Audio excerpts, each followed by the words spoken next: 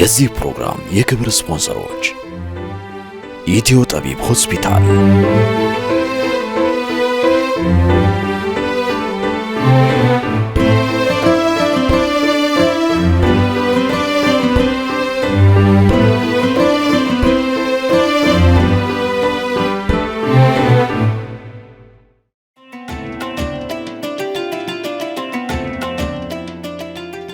በሀገራችን ከአምስት ሰዎች አንዱ በአእምሮ ህመም እንደሚሰቃይ የቅርብ ጊዜ ጥናቶች ያሳያሉ ይላል በእጅ ያስኩት ካርድ። ከዳታ አያያዝ ክፍተት አንጻር ቁጥሩ ከዚህም ከፍ ሊል እንደሚችል ይገመታል ብሎ ነገሩን በጣም ከባድ ያደርገዋል። ሃርመኒ ዌልነስ እና ሊደርሺፕ ማዕከል ዛሬ በርካታ እንግዶች በተገኙበት የመክፈቻ ስነ ስርዓት ያከናውናል። ለጎጆ የቤተሰብ ተኮር ፕሮግራማችን ባለፈው ሳምንት ቃል በገባነው መሰረት ማዕከሉ ላይ በቀጥታ በመሄድ የማዕከሉን አገልግሎትና አጠቃላይ ስርዓት ምን እንደሚመስል ሊያስቃኛችሁ ነው እዚህ የተገኘሁትኝ።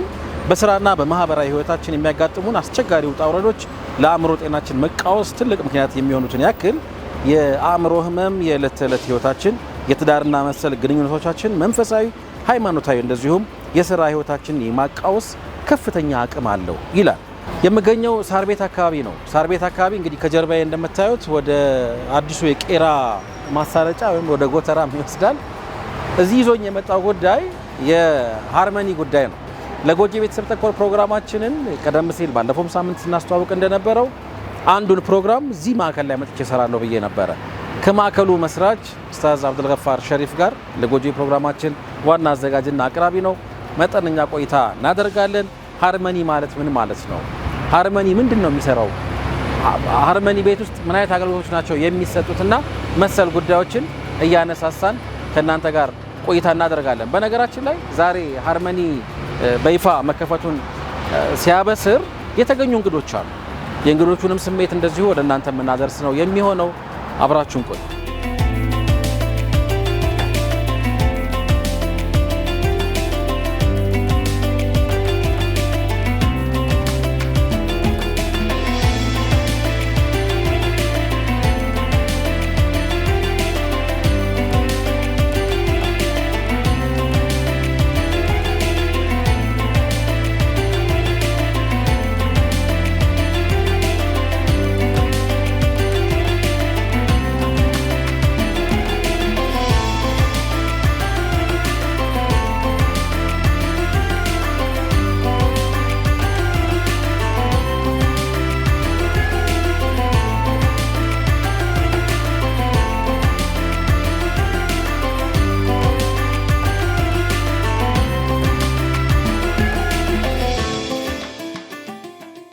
السلام عليكم ورحمة الله وبركاته.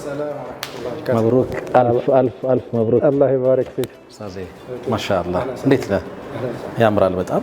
እንደዚህ ፎቶ ምናምን ስንነሳ እዚህ ጋር ቆመን ነው ማለት ነው። ፈገግ እንላለን። ያው የበርካቶቻችን ጎጆ ፈገግ እንዲል አይደለ ፍላጎታችን፣ ህይወታችን ፈገግ እንዲል፣ ደስታ ቤታችንን እንዲሞላው ይህንን ለማሳካት አልহামዱሊላህ ሃርመኒ ዌልነስ ኤንድ ሊደርሺፕ ማዕከል ዛሬ እንግዲህ ይከፈታል። በይፋ አከፋፈት ስነ ስርዓቱ ምን ይመስላል፣ ምን መልክ አለው የሚለውን ቀደም ሲል መግቢያ ላይ እንዳነሳሁላችሁ እዚህም ገብቼ ቼክ ማድረጋቸው ነገሮች ይኖራሉ። ለጎጆ የቤተሰብ ተኮር ፕሮግራማችን በጣም በጣም በእናንተ በመላው ዓለም በምትገኙ ተመልካቾቻችን ስም ኡስታዝን መብሩክ ይላል። በድጋሚ እንኳን ደስ አለ። እንግባ አይደል? እንግዲህ ለመመከርም እመጣለሁ ብያለሁ እዚህ ቤት።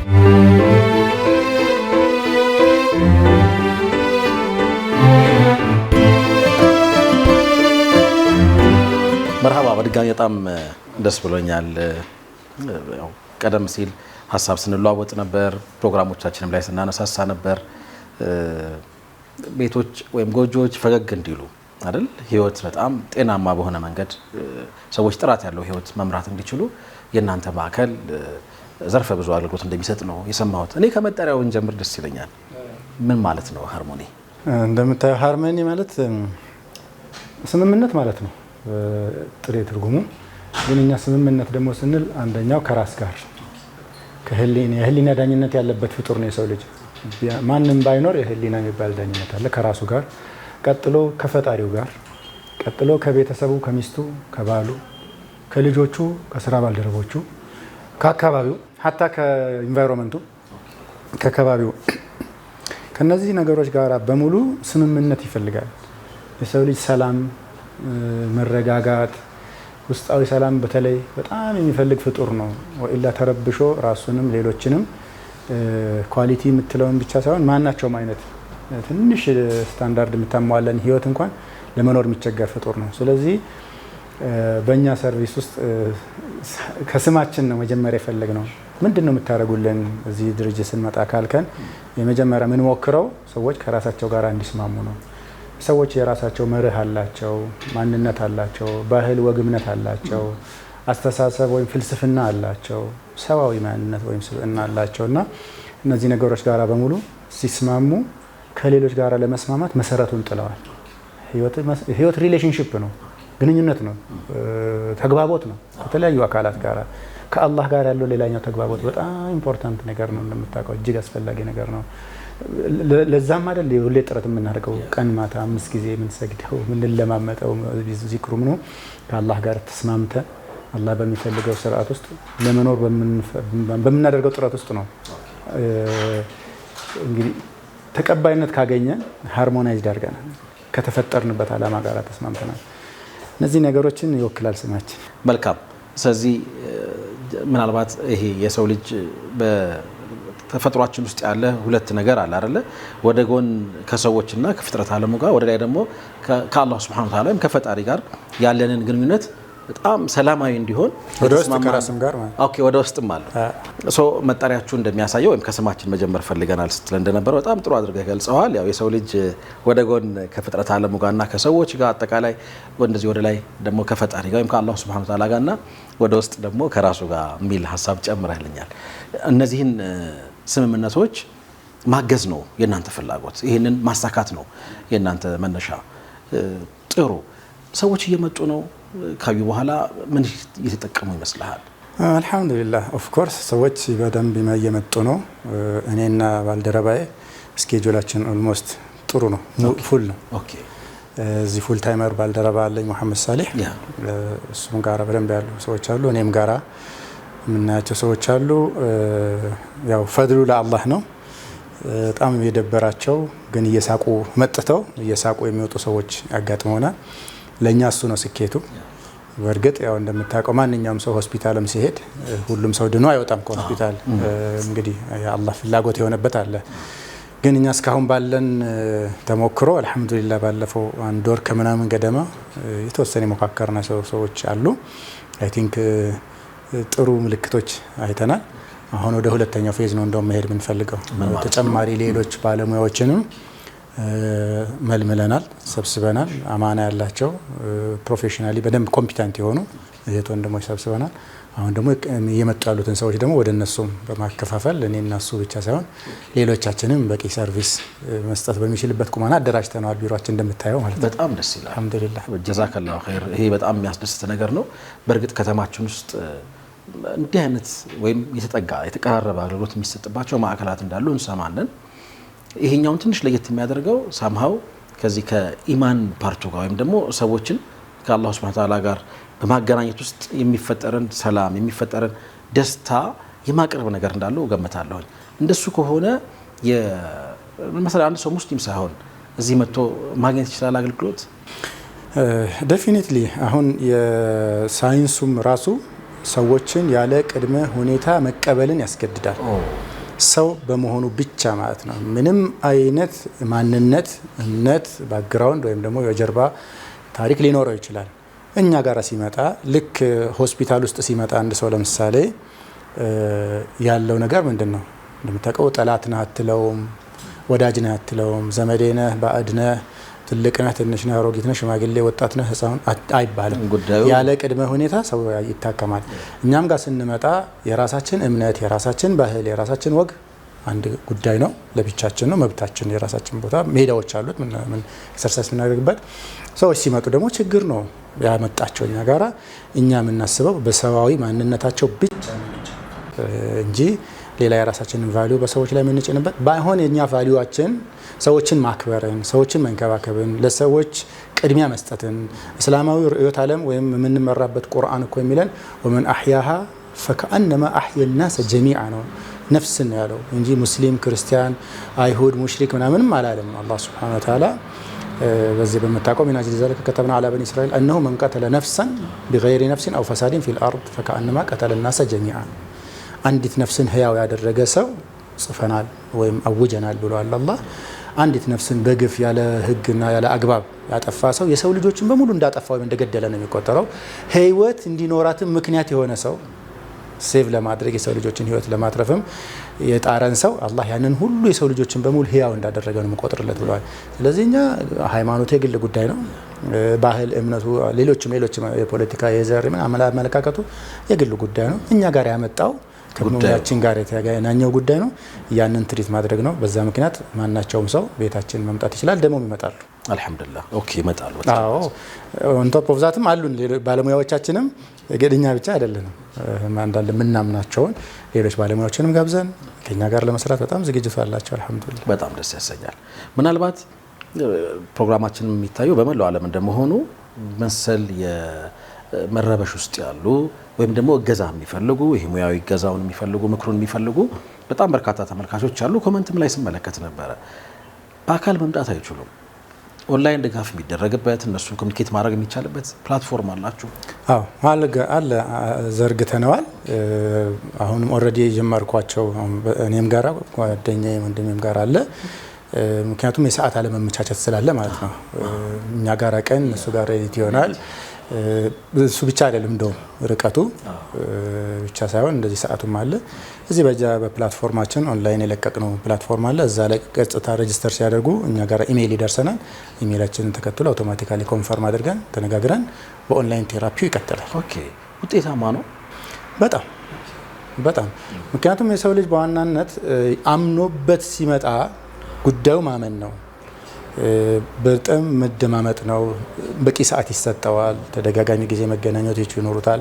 አሳይመንቶች ይኖራሉ ምን ሰራቸው እነዛን ነገሮች በፍቃደኝነት ሲሰራው የግድ በአካል መገናኘት ምክንያቱም በባህሪው የንግግር ህክምና ሳይኮቴራፒ ማለት ከዛ የዘለ ነገር ካለ ሌሎች አካላት ጋር መሄድ ያለባቸው ከሆነ ያንንም ሪኮመንድ እናደርጋለን ወይም እንጠቁማቸዋለን። ግን አሁን በንግግር በውይይት የሚፈቱ እና የኛን ሙያዊ እገዛ የሚፈልጉ ነገሮች ሲኖሩ በደንብ ውጤታማ ሆነው ሰዎች ደስ እንዳላቸው ነው የነገሩን። እንግዲህ አልহামዱሊላህ በጣም ይሄ ደግሞ ሌላ ግሩም የምስራች ነው።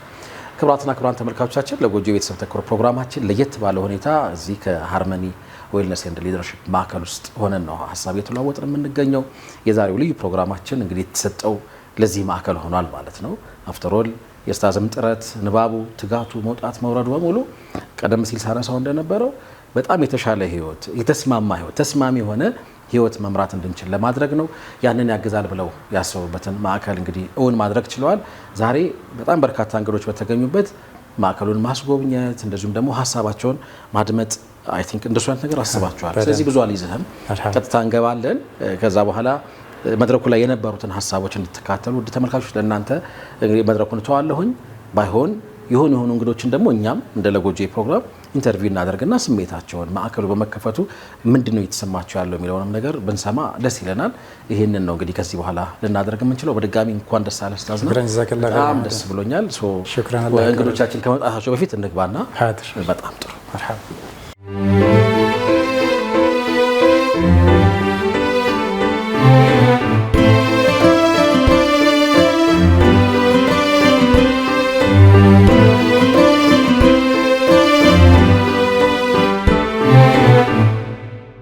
بسم الله الرحمن الرحيم الحمد لله رب العالمين الصلاة والسلام على رسول الله صلى الله عليه وسلم السلام عليكم ورحمة الله وبركاته የተከበራችሁ ወንድሞች ዛሬ ያው ደስ ብሎናል። ደስታችንን ልትጋሩ ቢሮአችን ኦር ሴንተራችን ድረስ ስለመጣችሁ አላህ ያክብርልን፣ አላህ ይስጥልን። ዛሬ የመጣንበት ወይም የጠራናችሁ እና የተገኛችሁበት ዋናው ምክንያት የሃርመኒ ዌልነስ ኤንድ ሊደርሺፕ ተቋምን ኦፊሻሊ የመከፈት ብስራት በእናንተ በኩል ለህዝብም ለእናንተም መጀመሪያ ለወዳጆቻችን ለእናንተ ቀጥሎ ደግሞ ለሚፈልጉን የተለያዩ የህብረተሰብ ክፍሎች ዜናውን ለማብሰር ነው። ሁላችሁም እንደምታውቁት በሀገራችን በጣም ሰፊ ህዝብ ያለበትና ሰፊ ሀገር እንደመኖሩ ችግሩም በተለይ ከዚህ ከትዳርና ከልጅ አስተዳደግ ጋር ከጤና ከአእምሮ ጤና ሂደት ጋር በጣም የተወሳሰቡ ችግሮች ቀን በቀን ስፋታቸውን መጠናቸውን እየጨመሩ ይገኛሉ። እነዚህ ጉዳዮች በቴሌቪዥን መስኮት ብቅ ብሎ በሳምንት አንድ ቀን 40-50 ደቂቃ በማስተማርና ወይም አንዳንድ ጊዜ ደግሞ በግለሰቦች ደረጃ የተወሰኑ አገልግሎቶችን በመስጠት መጋፋት የምንችለው እንዳልሆነ በማመን እኔና የተወሰኑ ወንድሞች አሁን ቀጥሎ ከኔ ቀጥሎ የሚመጣ ወንድም አለ ወንድም መሐመድ ሳሊህና ሌሎችም ሰዎችን አስተባብረን ይህንን ሐሳብ ወደ ተቋም የመቀየር ሂደት ከተወሰኑ ወራት በፊት ጀመር ነው። በአላህ ፍቃድ ዛሬ እውን ለማድረግ እየሞከርን ነው በእናንተ ፊት ኢንሻአላህ። እዚህ ተቋም ውስጥ በዋናነት መስጠት የምንፈልጋቸው አገልግሎቶች አንደኛው የስልጠና አገልግሎት ነው። ወጣት ልጆቻችን ወንድም እህቶቻችን ከማግባታቸው በፊት ካገቡም በኋላ በትዳር ሂደት ውስጥ ላሰማህ አላህ ትዳሩም ደግሞ በሆነ አጋጣሚ የሚቆምበት አጋጣሚ ቢፈጠር በማግስቱ እንዴት አድርጎ ህይወት ይቀጥላል፣ ሰላማዊና ጤናማ ህይወት እንዴት አድርገን መምራት እንችላለን፣ ወደ ትዳር ከመግባታችንስ በፊት ትዳር ምን ይመስላል፣ ትዳር የሚባለው ነገር እንደው ዳር ቆነማን እንደምናወራው ደሳስ የሚሉ ሀሳቦች፣ ጣፋጭ ንግግሮች ትዳርን ስኬታማ ለማድረግ 100 መንገዶች 1000 መንገዶች 100,000 መንገዶች ብለን እንደምናወራው ቀላል ነው ወይ እና አይደለም ወይስ ነው የሚለውን ነገር በደንብ በተደራጀ ጊዜን በወሰደ እዚች የምታወጣው እናንተ ተቀመጣችሁበት ክፍል ውስጥ ቁጭ አድርገን ወንድም ወጣት እህቶቻችንን ልጆቻችንን ማሰልጠን እንፈልጋለን። ከዛም በኋላ ደግሞ ህይወት አሁን አልፎ አልፎ ባለን መረጃ እኔ በቅርብ ርቀት እስከማውቀው ድረስ ብዙ ቤቶች ውስጥ ቤቱ አለ ግን ሼክ አድርጓል። በኩርፊያ በቅዝቃዜ በክረምት ወይም በውርጭ የተመቱ ብዙ ቤቶች አሉ። እነዛን ቤቶች ትንሽ ለማሞቅ የሚያገለግሉ በርካታ ጽንሰ ሀሳቦች አሉ። የእውቀት መድኃኒትነት በጣም እናምንበታለን። ሐቂቃ በእውቀት መድኃኒትነት እናምናለሁ፣ ጓደኞች የሚያምናሉ። እነዛን ነገሮች ስናደርስ በርካታ የዘመሙ ቤቶችን እንታደጋለን ብለን እናስባለን። እንዳልኳችሁ ደግሞ በተለያየ ምክንያት ሰዎች በግላቸው ልጃቸውን ማሳደግ ይገደዳሉ። በሞትም በመለያየትም በትምህርት ምክንያትም በስራ ምክንያትም ተራርቀው ግማሹ እዚህ ሀገር ግማሹ ሌላ ሀገር ሊሆን ይችላል፣ ግማሹ አኺራ ግማሹ ዱንያ ሊሆን ይችላል። ያም በሚሆንበት ጊዜ ልጆችን ሲንግል ማም ኦር ሲንግል ዳድ ነጠላ ቤተሰብ ሆኖ በማሳደግ ሂደት ውስጥ ያሉ በርካታ ቻሌንጆችና መውጫ መንገዶችም አሉ። እነዛ መውጫ መንገዶችም እንደዚሁ በስልጠናና በመሳሰሉት ፕላትፎርሞች ብናደርስ ብዙ ሰዎችን እናግዛለን ብለን እናምናለን። አንደኛውና መሰረታዊ ነገር ነው።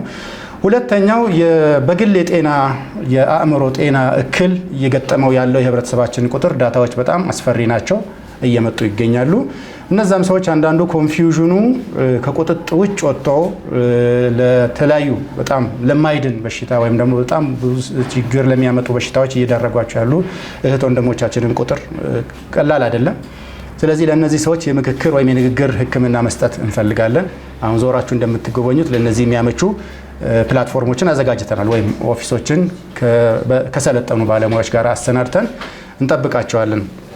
በተለያዩ ሆስፒታሎች ውስጥ የስነ አእምሮ ጤና ህክምና ይከናወናል። ህክምናው ካለቀ በኋላ ኔክስት ፌዝ አለው which is a counseling ፌዝ የምንለው ወይም የቴራፒ ኬዝ የምንለው ማለት ነው። አንድ አስተማሪያችን ምን አለኝ፣ አማኑኤል ሆስፒታል 18 ጊዜ ገብቶ የወጣ ሰው አጋጠመኝ አለኝ። 18 ጊዜ ምክንያቱ ብዙ ነው፣ ግን ከምክንያቶቹ አንዱ ድኖ የወጣን ሰው ማህበረሰባችን የሚቀበልበት ሜንታሊቲው ነው ወይም ባህሉ ማለት ነው። ውይ አይቼህ እንደዚህ እኮ ራቆትህን አይቼህ ባለፈው እንደዚህ ሆነ እንደዚህ ታስራ አይቼህ እኮ አልቅሼ ነበር ምናምን አዙሪት ውስጥ የመክተት ነገር ማለት ነው።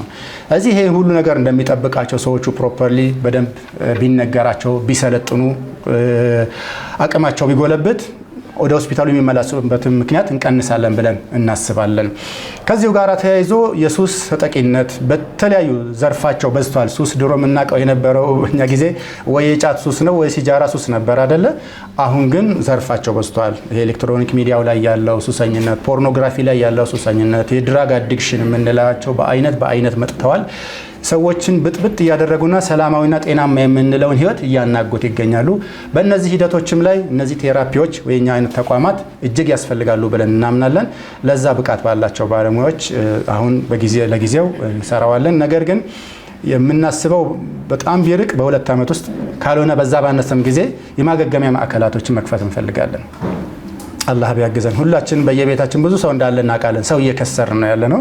እነዛ ሰዎች ወደ ህይወት ቢመለሱ ለምድርም ለሰዎችም ለራሳቸውም ለዱንያ ለአኺራቸውም የሚጠቅሙ መሆኑን እናምናለን። እዚህ እነዛንም ሰዎች ቆመን ከንፈር እየመጠጥን ማየት አልፈለግንም። አላህ ቢያግዘን ይሄንን መስራት እንፈልጋለን።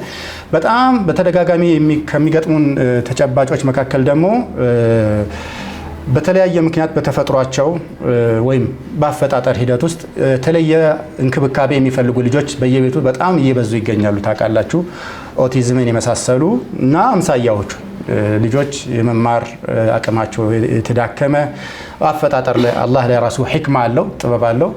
የሚገጥማቸው በጣም ቻሌንጅድ የሆኑ ልጆች እናገኛለን። እነዛ ልጆች የት እንውሰዳቸው? የብዙ ወላጆች ችግር ነው።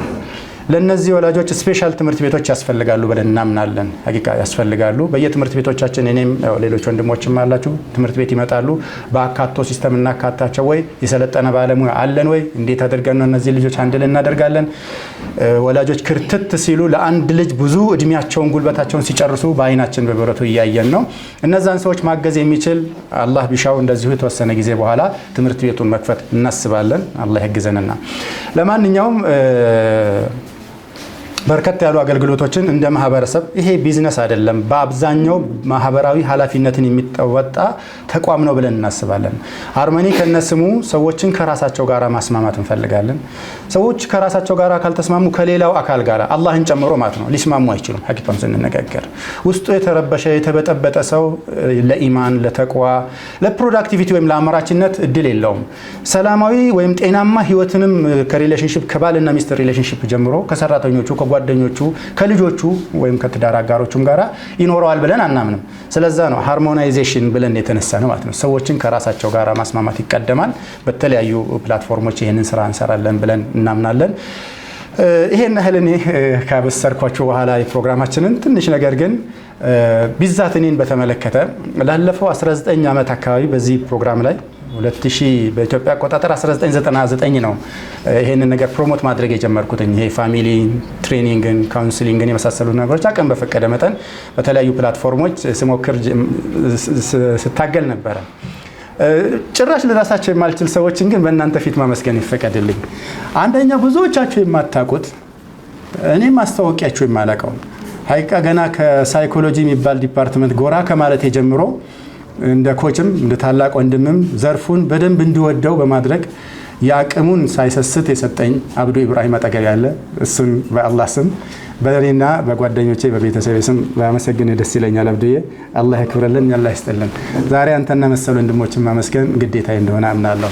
ሁለተኛ ከሱ ቀጥሎ ወንድም ኒባሮት አብዶሽን አንዳንዶቻችሁ ታውቁታላችሁ ይመስለኛል። እኔ እንደሱ አይነት ሰውን ኢንከሬጅ የሚያደርግ ሰው ቢዛት እኔን ኢንከሬጅ ያደረገኝ ሰው ዱንያ ላይ አይቼ አላውቅም። እኔን ማለት ነው። እኔ በኢንከሬጅመንት አምናለሁ፣ ግን የሱ ይለያል። ሐቂቃ እያንዳንዷ ፖይንት ላይ እንደዋዛ እየሳቀ ጣል የሚያደርጋት ነገር አብዱል ገፋር የዛሬውን አብዱል ገፋር በመስራት ረገድ ትልቅ ሚና እንዳለው አምናለሁ። ኒባሮት አላህ ይስጥልኝ።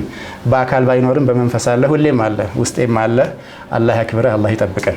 ከዛ በመቀጠል ደግሞ ባለቤቴ ነስሪ አብደላ ያው የህይወት አጋር የልጆቼ እናት ሁሌም ከጎኔ በመሆን ነገሮቼ እንዲሳኩ ምሰራቸውን ስራዎች ኤዲት በማድረግ በማበረታታት በማረም ይሄ ይውጣ ይሄ ይግባ እንዲያት ለብስም እኔ ላለባበስ ብዙ ደንታዊ ሰው እንደሆነ ኩኝ ታውቃላችሁ ይመስለኛል። ያው እንደዚህ በጉልበት ነው ዘንጬ የመጣው። ያንን ሁሉ ነገር በመተባበር ላደረገችልኝ ለዛሬው እዚህ ይሄ ተቋም ተመስርቶ እኔም ህልሜን ማሳካበት ተቋም እንዲመሰረት ላደረግሽልኝ አስተዋጽኦ በሙሉ እጅግ አድርጌ አመሰግናለሁ። አላህ ያክብርልኝ። በመቀጠል በርከት ያሉ ሰዎች አሉ። አላ ራእሲሂ የሚንበር ቲሞች አሉ። ሼኻችን መውላና አዩብ፣ መሐመድ ፈረጅ፣ ሌሎችም በጣም ብዙ ሰዎች አላችሁ። እናንተን ሳላመሰግን ማለፍ ክህደት ነው የሚሆንብኝ። የሚንበር ልጅ ነው ብዬ ነው ማስበው። ሚንበር ጎጆዬን ወለደ፣ ጎጆዬ ሃርመኒን ወልዷል ብዬ አመናለሁ። አላህ ይስጥልኝ፣ አመሰግናለሁ። ይሄ ድርጅት ሊወለድ ሲል አንድ ሰው ጋር ሄጄ የግማሽ ቀን ሌክቸር ወሰድኩኝ። አላው ዶክተር ቢላል አንዷን የነገረኝን ነገር ለመተርጎም ሞክሬያለሁ። ዶክተር ሐቂቃ ይሄ በዚህ ድርጅት ምስረታ አንድ ቀን የሰጠኸኝ ሌክቸር ለእኔ የዚህ ድርጅት ስንቅ ሆኖ እያገለገለኝ ይገኛለሁ። የድርጅት ካልቸር እንዳለኝ ሁላችሁም ታውቃላችሁ። ላለፈው 16-18 ዓመት አካባቢ በድርጅት ውስጥ አብዛኛውን ጊዜ በስራ አስኪያጅነት ነው የሰራሁት። ግን ይሄ ድርጅት የሚፈልገውን ፕላትፎርም ሜንታሊቲ ምናምን ያስታጠቀኝ አንተ ነህ ዶክተር። በሰው ፊት ይህንን ውለታህን ባነሳና ባመሰግንህ ደስ ይለኛል። ሌሎች ቆጥሬ ማልጨረሳችሁ ወንድም እህቶች፣ መካነ ሰላም ረጅም ዘመን መቼ እንደሚከፈት ስትጠብቅ ነበር። ዛሬ ብትኖር አውቶማቲካሊ እንደምትመጣ አይ ዋዝ ኳይት ሹር ነበር፣ እርግጠኛ ነበርኩኝ። ግን በፕሮግራም ምክንያት ከተማ እንደሌለች አውቃለሁ ወይም ነግራኛለች። እሷንም በእናንተ ፊት እንዳመሰግን ይፈቀድልኝ። ማመሰግናቸውን ሰዎች ባበዛ እንደማትሰለችሁ አውቃለሁ። ነገር ግን ለዛሬው እዚህ ድረስ ያሉትን ከመሰገንኩ ይበቃኛል። አላህ ያክብርልኝ፣ አላህ ይስጥልኝ።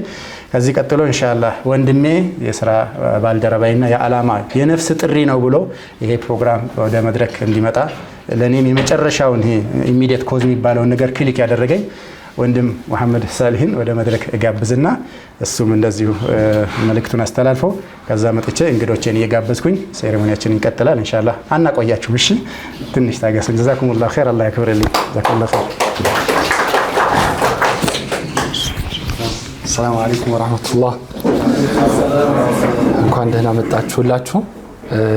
ስለመጣችሁ በጣም ደስ ብሎኛል። እንግዲህ እንደፈራሁኝ ያስታውቃል አይደል? ሰርፕራይዝ ሳይኮሎጂስትም ይፈራል። ግን እንግዲህ የቻልኩትን ያክል ለመሸወድ ወይም ፍርሃቴ ላለማሳየት ሞክራለሁ።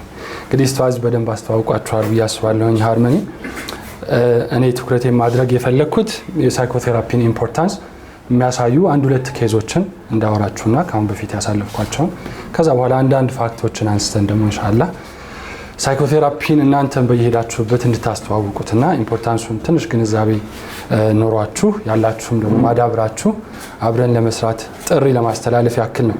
እንግዲህ የመጀመሪያዋ ክላይንቴ የሁለት ልጆች እናት ነች። ከ6 ዓመት አካባቢ በፊት ነው ያየኋት። ወላጆቿም በእድሜ የገፉ ናቸው። በመጥፎ የህይወት አጋጣሚ ገላዋን ብቻ እየሸጠች ራሷንም ህይወቷንም እየሸጠች መኖር የተገደደች እህት ነበረች። በአካባቢው ያለ ማንኛውም ሰው ይሄንን ታሪኳን አያውቅም። ስለዚህ ምንድን ነበር የምታደርገው? በሳምንት 2-3 ቀናት ከአካባቢዋ በጣም ርቃ ትሄዳለች። ለምሳሌ ቤቷ ሳር ቤት ከሆነ እሷ አራብሳ ምናምን ትሄድና መንገድ ላይ ትቆምና ፒክ የሚያደርጓት ያው እንደምታውቁት ገላዋን ሽጣ ትኖራለች። 2 ልጆች አሏት። እነዚህን 2 ልጆች ለማሳደግ ነው ይሄንን የምታደርገው። ከዚህ ህይወት አጋጣሚ በኋላ ግን ልጅቷ መውጣት ብትፈልግም ከዛ በኋላ የመጣው የስነ ልቦና ችግር ለብቻዋ ሊተዋት አልቻለም እና በጣም አስቸጋሪ ሁኔታ ውስጥ ነበረች። ራሷን ለማጥፋት ከአንድ ሁለቴ ሙከራም ያደረገችበት አጋጣሚ ነበረ።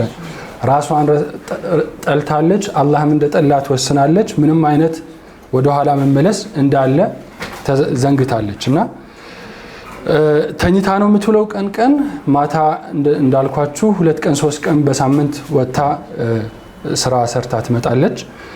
ይሄ በዚህ ሁኔታ ሆና ነው እንግዲህ አንድ ከኬንያ የመጣ ደንበኛ በእነሱ አጠራር 4000 ብር ይሰጣታል እና እኔ እርቅ ማዕድ ነበርኩኝ። ይህንን 4000 ብር ይዛ መጣችና እንግዲህ ለአንድ ሴሽን 1000 ብር ነው።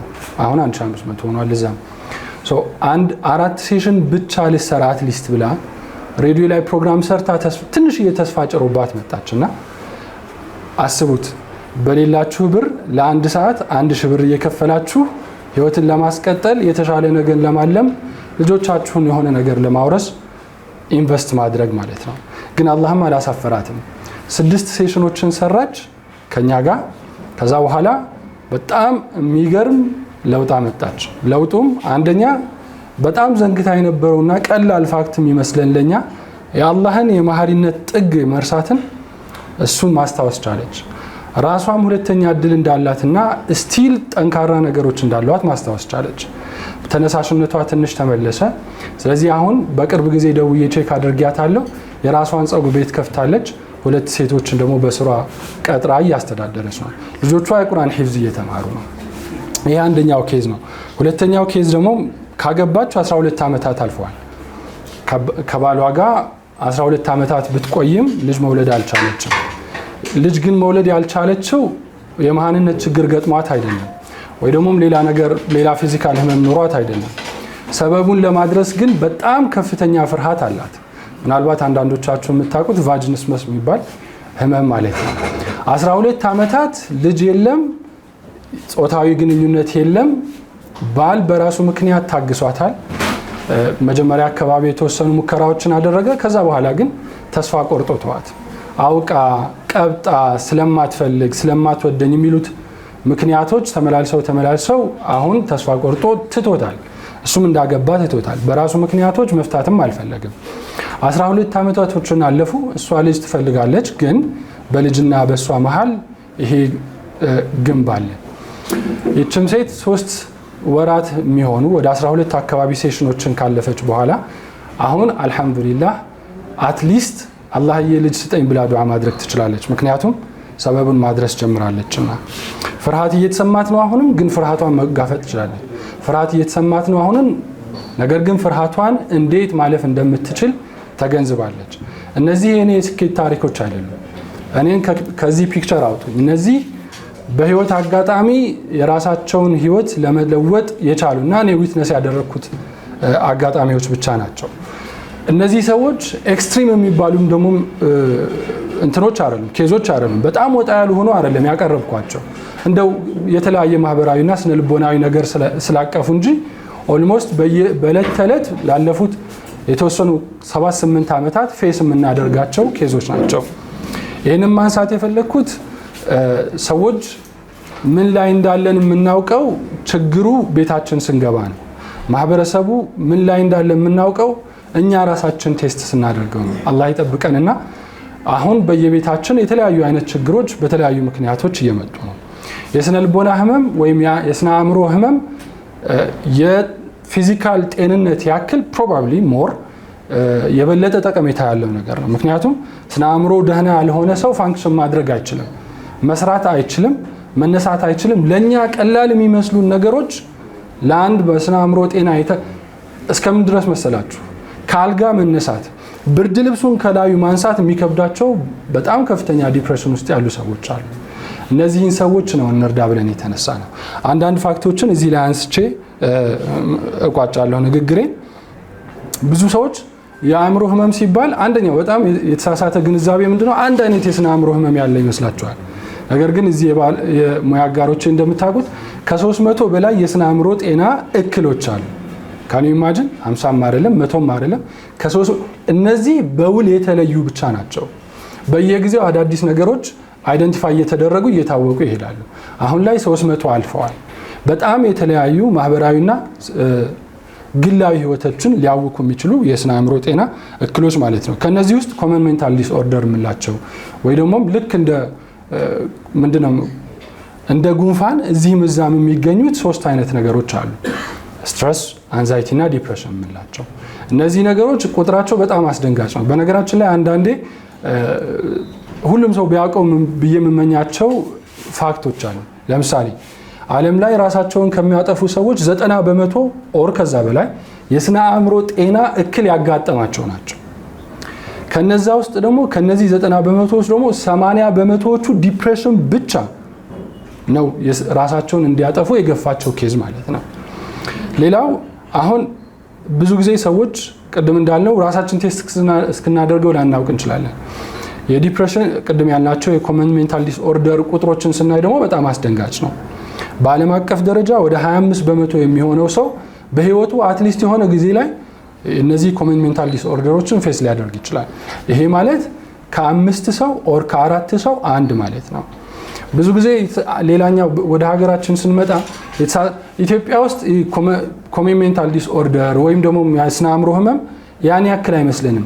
አበዱ ብለን ያልናቸውን ብቻ ነው የታመሙ ይመስላል። ነገር ግን ወደ ሀገራችንም ስንመጣ እንደዚህ አይነት ቁጥሮችን ያሳያል። ኢንፋክት እኛ ሀገር ውስጥ ዳታ በትክክል ስለማይመዘገብ ቁጥሩ በጣም ከፍ ሊል ይችላል። ምናልባትም ለሁላችሁም አንድ ፒክቸር ልፍጠርላችሁ። ምናልባት ስትረስ፣ አንዛይቲ፣ ዲፕሬሽን የምንላቸው ምን ማለት እንደሆነ እናቶቻችን የሆነ ጭቅጭቅ አጋጥሟቸው የሆነ ሰው ጋር ተጣልተው ጎረቤት ጋር ተጣልተው ባሎቻቸው ጋር ተጣልተው በነጋታው ጠዋት ምናልባት ሻሽ ራሳቸውን አስረው ልታያቸው ትችላላችሁ።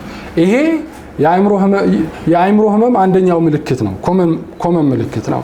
ብዙ ጊዜ ክሊኒኮች ብትሄዱ ጎብኚዎች የሚሏቸው ክሊኒክ ቪዚተርስ የምንላቸው ሰዎች አሉ። በተደጋጋሚ ጨጓራዬን፣ ራስ ምታት፣ ልቤን እያፈነኝ ነው እያሉ ይመላለሳሉ። ነገር ግን ብዙ ጊዜ ዶክተሮች እዚህ ያላችሁ ምንድነው የሚሏቸው? ደህና ነሽ፣ ስትረስ አለብሽ እንደ እየተጨናነቅሽ ነው እንደ ይባላል። ይሄ አሁን አልহামዱሊላህ ግንዛቤውም እየሰፋ ስለመጣ እነዚህ ነገሮችን ማየት መስማት ችለናል። ነገር ግን በየቤታችን ልጆቻችን ስፔሻሊ ደግሞ ወጣት ልጆቻችን ከእንደዚህ አይነት ነገሮች ጋር በጣም በከፍተኛ ሁኔታ ስትራግል እያደረጉ ነው። ለምሳሌ አንድ በቅርብ የተሰራ ጥናት ኢትዮጵያ ውስጥ ካሉ የዩኒቨርሲቲ ተማሪዎች ከ40 እስከ 50 በመቶ የኮመን ሜንታል ዲስኦርደር ችግር እያጋጠማቸው ከሁለት ሰው አንዱ ወይ ዲፕረስድ ሆኗል። ስፔሻሊ ዲፕሬሽን ያው ሁላችሁም በተለያዩ አጋጣሚ እየሰማችሁ ነው። እንደዚህ አይነት ነገሮችን ፌስ እያደረጉ ነው እና ሃርመኒም ኢንሻአላህ ሲነሳ እነዚህን ነገሮች በተወሰነ መልኩ አላህ እስከፈቀደልን ድረስ እነዚህን ነገሮችን አድሬስ ለማድረግ ነው የተነሳ ነው። ኡስታዝ ቅድም እንዳነሳው እንግዲህ በተለያየ ቦታ በተለያዩ ባለሙያዎች እንዳለን እንረዳለን። በጣም ጎበዝ ሙስሊም ባለሙያዎች አሉ። እዚህም እዛም ተበታትነን ነበረ ከአላህ ጋር ሃርመኒን እኛ የምናስበው ሃርመኒ ደግሞ ለስነልቦናዊ ችግሮች ለሙስሊሙ ማህበረሰብ የመጀመሪያው ሆኖ ግን እየሰፋ ባለሙያዎችን እያበቃ እንደዚሁም ሰርቪሶችን ደግሞ እያሰፋ እንዲሄድ ነው ተስፋ የምናደርገው። አላህ እንግዲህ ስለመጣችሁ ስላከበራችሁን አላህ ያክብራችሁ። በጣም አመሰግናለሁ። ጀዛኩሙላሁ ኸይረን።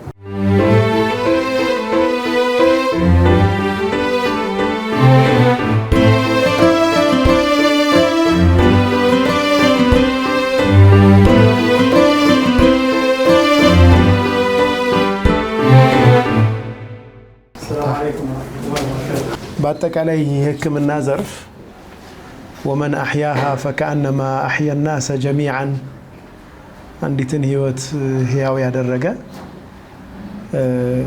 የሰው ዘርን በሙሉ ህያው እንደማድረግ ነው የሚለው የቁርአን አንቀጽም ውስጥ የሚገባ ፋይዳው በቃ ሰው ጋር ያለ የሰውን ህይወት መለወጥ ላይ ያለ ፊዚካል ሞት አለ። የአእምሮ ደግሞ ህመም በህይወት ያለ ሰውየው ስቃይ ውስጥ የሚሆንበትን ችግር የሚቀርፍ ነውና እኔ በውስጤ አብዱል ገፋር ወንድሜን ሁሌ የምመኝለት ነገር ነው ዛሬ ያየሁት። ሐቂቃ አልহামዱሊላህ እኔ በጣም ደስ ብሎኛል። እንኳን ደስ ያለ ወንድሞችም እንኳን ደስ ያላችሁ። ሃርመኒ ጋር አብራችሁ የምትሰሩ እህቶች ባለሙያዎችም አላህ Subhanahu Wa Ta'ala ስራችሁን በረካ አላህ ያድርግላችሁ። ያው እንግዲህ ዳዕዋ መድረክ ላይ ስንሆን ብዙ አይነት ጉዳዮች ይመጣሉ እኛ ጋር። አንዳንዶቹን በቀላል ምክር ብቻ ማለፍ ስለማይቻል ሪፈር የምናደርጋቸው ወንድሞች እህቶች አሉ። ገሪጋ ሂዱ። አንዳንዶቹን እንደ አዘለይማን ሙያው ላይ የሌለው ሰው ሆኜ ግን ይሄ በቃ የአእምሮ ህመም ነው በጣም አብኖርማል ነገር ስለምንሰማ ማለት ነው። አብኖርማል ነገር ትዳር ውስጥ፣ ስራ ቦታ ላይ፣ ነጋዴዎች መካከል ለኔ ተደጋጋሚ ክህደት አብኖርማል ነው ማለት የአእምሮ ፕሮብለም ሊሆን ይችላል ብዬ ጠረጥራለሁ። ማለት ሰው እንዴት ሪከረንትሊ ሰውን አታክ ያደርጋል? አግሬሲቭ እንዴት ይሆናል? የሰው ገንዘብ እንዴት ይወስዳል? ብዙ ነገሮች ክልክል መሆኑን ሳያቀርቱ አይደለም ያ ሰው ግን በቃ የሆነ መታከም ያለበት ነገር እንዳለ ፊል አደርጋለሁ። ትዳር ለምን የጦርነት ሜዳ ይሆናል? ወጀዐለ በይነኩም መወደተን ወረሕማ ብሎ አላህ እንደውም ውጭ ያለን ጫና መሸሻና ሪላክስ የምናደርግበት ኤነርጂ ይዘን ሰከን አይደል ሊተስኩኑ ኢለይሃ እኮ ነው። እዚህ ሌላ ቦታ የሆነ መረባበሽ እንኳ ቢኖር ልትረጋጉባት ነው። መረጋጊያ ነው ቤት እና ቤት የረብሻ ምንጭ ከሆነ ሌላ ቦታ ምንድን ነው የሚሆነው? አንድ ሰው ብዙ ጉዳዮች አሉ ሐቂቃ በየጊዜው የሚመጡ ኬዞች ማለት ነው። እነዚህ የአንድ ጊዜ የ10 ደቂቃ የ5 ደቂቃ ምክር የማይፈታቸው ተከታታይ ሴሽን የሚፈልጉ ጉዳዮች እንዳሉብን ይህንን ችግርም ለመፍታት እንዲህ አይነት ተቋማት ሃርመኒ የመጀመሪያው ነው። ሃርመኒም ግዙፍ ይሆናል ኢንሻአላህ። ህብረተሰባችን በጣም ሰፊ ከመሆኑ አንፃር ግን ሃርመኒ ብቻውን የሚፈታው ችግር አይደለም። ሁሉም ሰው ሊረባረብ ይገባል። ባለሙያዎች እንደዚህ እየተሰባሰቡ ማህበረሰብ የሚጠቅሙ እንዲህ አይነት ተቋማት ማቋቋም አለባቸው። ባለሀብቶች ኢንቨስት ማድረግ አለባቸው። ስኳርና ዘይት ላይ ብቻ ለምንድን ነው ኢንቨስት ቢደረጉ? ሰውም ላይ ኢንቨስት እናድርግ። ተጠቃሚም ይሁኑ። ማህበረሰቡም መክፈል ካለበት ይክፈል።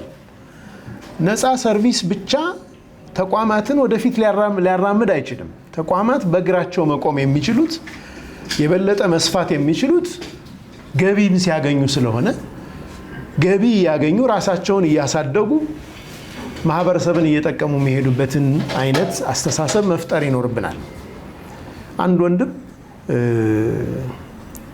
ኮልፌ መናገር ስላለብኝ መናገር ይኖርብኛል። ችግሩ ግዝፈቱን ካላወቅ ነው አንዳንድ ነገር ዝም ብሎ ይደበቅ ይባልና ከስር ግን እናልቃለን። ባለፉት 2 ወራት አለን በዛን ወቅት ሲነግረኝ ማለት ነው። ባለፉት 2 ወራት ከቀበርናቸው ጀናዛዎች 12 ቲኔጀርስ ራሳቸውን አጥፍተው የመጡ ናቸው። አንዷ ሴት ነች፣ ሌሎቹ ወንዶች ናቸው። በተለይ ወንድ ልጆቻችን ላይ እየታየ ያለ የሆነ አይነት ችግር አለ። በደንብ ኢንቨስቲጌት ተደርጎ ሪሰርች ተደርጎ መፍትሄ የሚፈልግ ነገር አለ። ምንድነው ሪል ችግሩ ምንድነው? እነዚህ ልጆቻችንን እንዴት ነው የምናሻግር? የመጪው ትውልድ እኮ በቃ እነዚህ ናቸው። እነዚህን እዚህ ጋር ከከሰርን እኮ ኔክስት ጄኔሬሽን ነው የከሰርነው። እነዚህ ተቋማት እንዲህ አይነት ስር የሰደዱ ችግሮቻችንን የምንፈታባቸው ናቸው። የሁላችንም ተቋማት ናቸው። እዚህ እኛ ህዝብ ውስጥ ያለ አንድ ህፃን ልጅ የኔ ልጅ ነው፣ የሁላችንም ልጅ ነው። በቃ እየተጎዳ ያለ ማንኛውም ሰው የኔ አባቴ ነው፣ እናቴ ነች እንደዛ እየሆነች ያለች።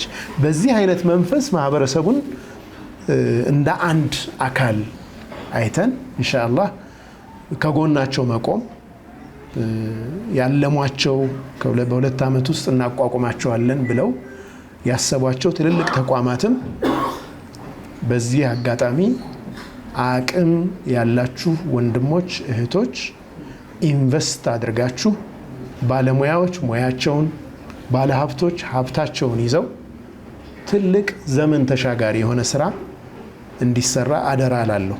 በአላህ ስም ጥሬንም አስተላልፋለሁ። ትልልቅ ህልሞች ይኖራሉ። እነኚህ ህልሞች ግን ገንዘብ ይፈልጋሉ፣ ኢኮኖሚ አቅም ይፈልጋሉ። ባለሀብቶች የሚሰሩት ስራ አለ፣ ማሻአላህ የራሳቸው ቢዝነስ አለ። እንደ ማህበረሰብ ደግሞ ይህንን አሻራ ጥዬ የማልፍበት ነው። ሰደቃ እያልኩ አይደለም። እንደ ቢዝነስም ተሰርቶ ግን አሻራ ጥሎ የሚታለፍበት ማህበረሰብ ለውጦ የሚታለፍበት እንዲህ አይነት ቢዝነሶችም ላይ መሳተፍ ያስፈልጋል የሚለውን ጥሪ ለማድረግ ነው። በድጋሚ ወንድሜ በጣም የማከብረው የምወደው አብዱልገፋር እንደዚሁም መሐመድ ሳልህ ሌሎችም የሙያ አጋሮች እንኳን ደስ ያላችሁ። ለኡማው ያበረከታችሁት ትልቅ ስጦታ ነው። ስጦታውን እኛም በክብር ተቀብለናል። ሁሌም ከጎናችሁ ነን ኢንሻአላህ። ጀዛኩሙላህ ኸይር። ሰላም አለይኩም ወራህመቱላህ።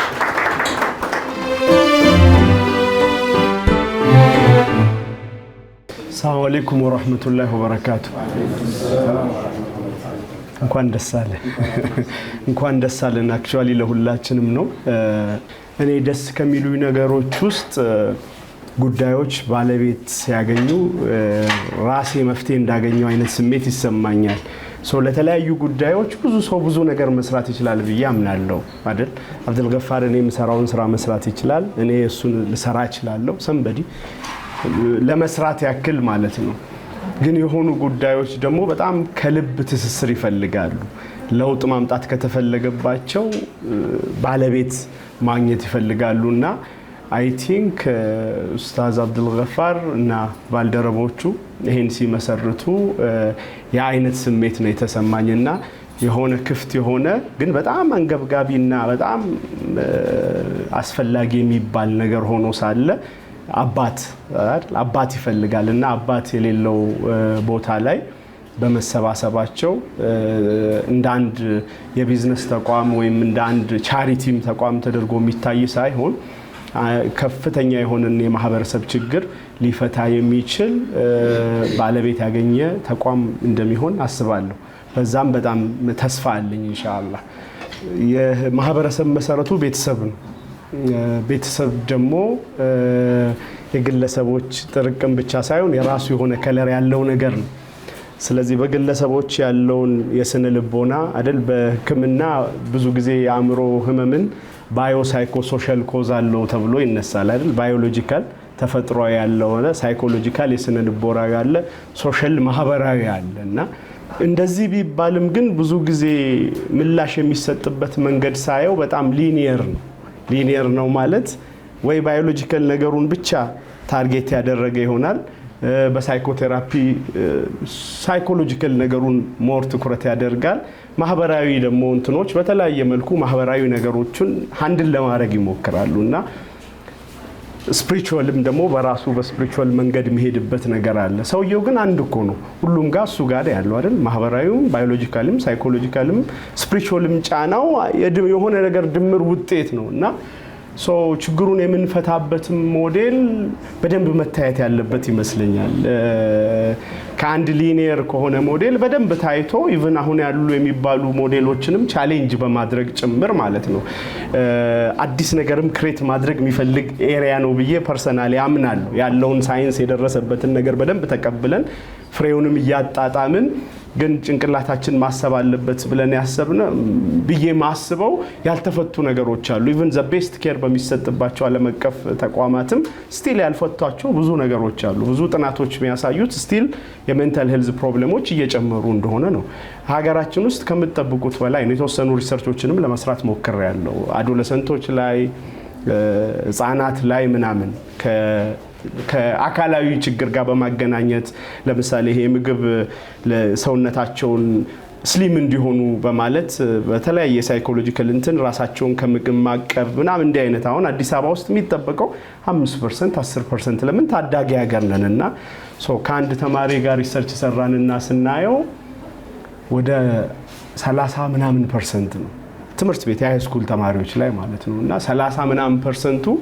ኦቤስ ሆኖ ምናምን ሳይሆን ጀስት ሳይኮሎጂካሊ በተፈጠረባቸው ምክንያት አብዛኞቹ ኤክሰስ የሆነ ጭንቀት ውስጥ ገብቶ ምግብ የሚቀንሱበትን መንገድ መድኃኒት በመውሰድ ማስታወክ በመሞከር የተለያዩ መድኃኒቶችን በመውሰድ እና በጣም ትልቅ ጆርናል ላይ ነው ፐብሊሽ የተደረገውና ፐብሊሸሮቹ የምር ኢትዮጵያ ነው ማለት this figure looks like ልክ አውሮፓ ውስጥ ምናምን ያለ እንጂ አዲስ አበባ ውስጥ የተከሰተ ነገር አይመስልም ፈጽሞና የሚጠቀሙባቸውን ሜካኒዝሞች ራሱ ብታዩ ጭራሽ ሰምታቻቸው ማታቋቸው ብዙ ነገሮች አሉና ምን ለማመልከት ፈልጌ ነው ሪሊ እናውቀዋለን ወይ እየሆነ ያለውን ነገር ፕሮብሌሙን ራሱ በትክክል አንደርስታንድ አድርገናል ወይ ግዝፈቱን ስፋቱን ኢትዮጵያ ውስጥም ተኖሮ ኢትዮጵያ ውስጥ እንዳልተኖረ አይነት ነገር አለ ማለት ነው አዲስ አበባ ነው እያለን ነው ግን ሜቢ አውሮፓ ውስጥ አሜሪካ ውስጥ የሚደረጉ አብዛኞቹ ነገሮች እየሄዱ ሊሆኑ ይችላሉ ትምህርት ቤቶች ላይ ማናቃቸው ነገሮች ማለት ነው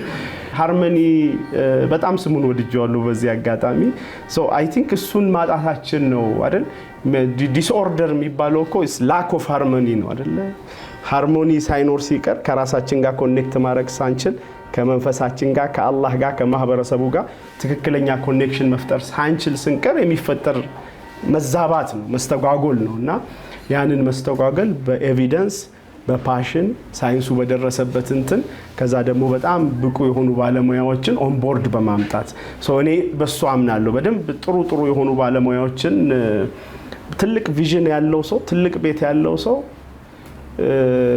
በቃ አሉ የሚባሉ ዘቤስት ሀገር ውስጥም ውጭም ካሉ ዕውቀቱ እዚህ የሚመጡ ሰዎች ዲዘርቭ ስለሚያደርጉ በእናንተ መሪነት እነዛን ሰዎችም ወደዚህ አምጥቶ ከሙያ ማህበራትም ጋር ከምንም ጋር አብሮ በመስራት ሴንተሩን ሪል ሴንተር ኢንስቲትዩት ይደረጋል ብዬ በደንብ ተስፋ አደርጋለሁ ያንንም መልእክቴን ማስተላለፍ ፈልጋለሁ ወደኛ ጋር ስመጣ ደግሞ እንደ ተጠቃሚም እንደ ፓርትነርም እንደሚመለከተው ማካል ደግሞ ሶሻል ኢንተርፕራይዝ ነው ምለው እንደ አይነትን ተቋም ማህበራዊ ኢንተርፕራይዝ ማለት ቢዝነስ ተቋም ነው ፍቃዱ ቢዝነስ ሊሆን ይችላል ግን የማህበረሰብ ቫልዩ ያለው ነው ቢዝነስ የሚሆንበት እኔ አብዱል ገፋር ብዙ ጊዜ ሳወራው እንደ ሰው ከፍሎ ምናምን የሚል አይነት እንትን አለው ከእዝነት የመነጨ ማለት ነውና በቃ ትክክለኛ ባለቤቱ መሆኑን ማቆ በዛ ነው ላይክ እንዴት ሆኖ ለሰው ከፍሎ እንደዚህ ምና ተቆርቆሮለታል ማለት ነው በሌላ መልኩ ግን ሶሻል ኢንተርፕራይዝ የሚሰሩ ሰዎች ኢቭን ሙያውን ከመውደዳቸውና ትልቅ ከማድረጋቸው ፍላጎት የመነጨ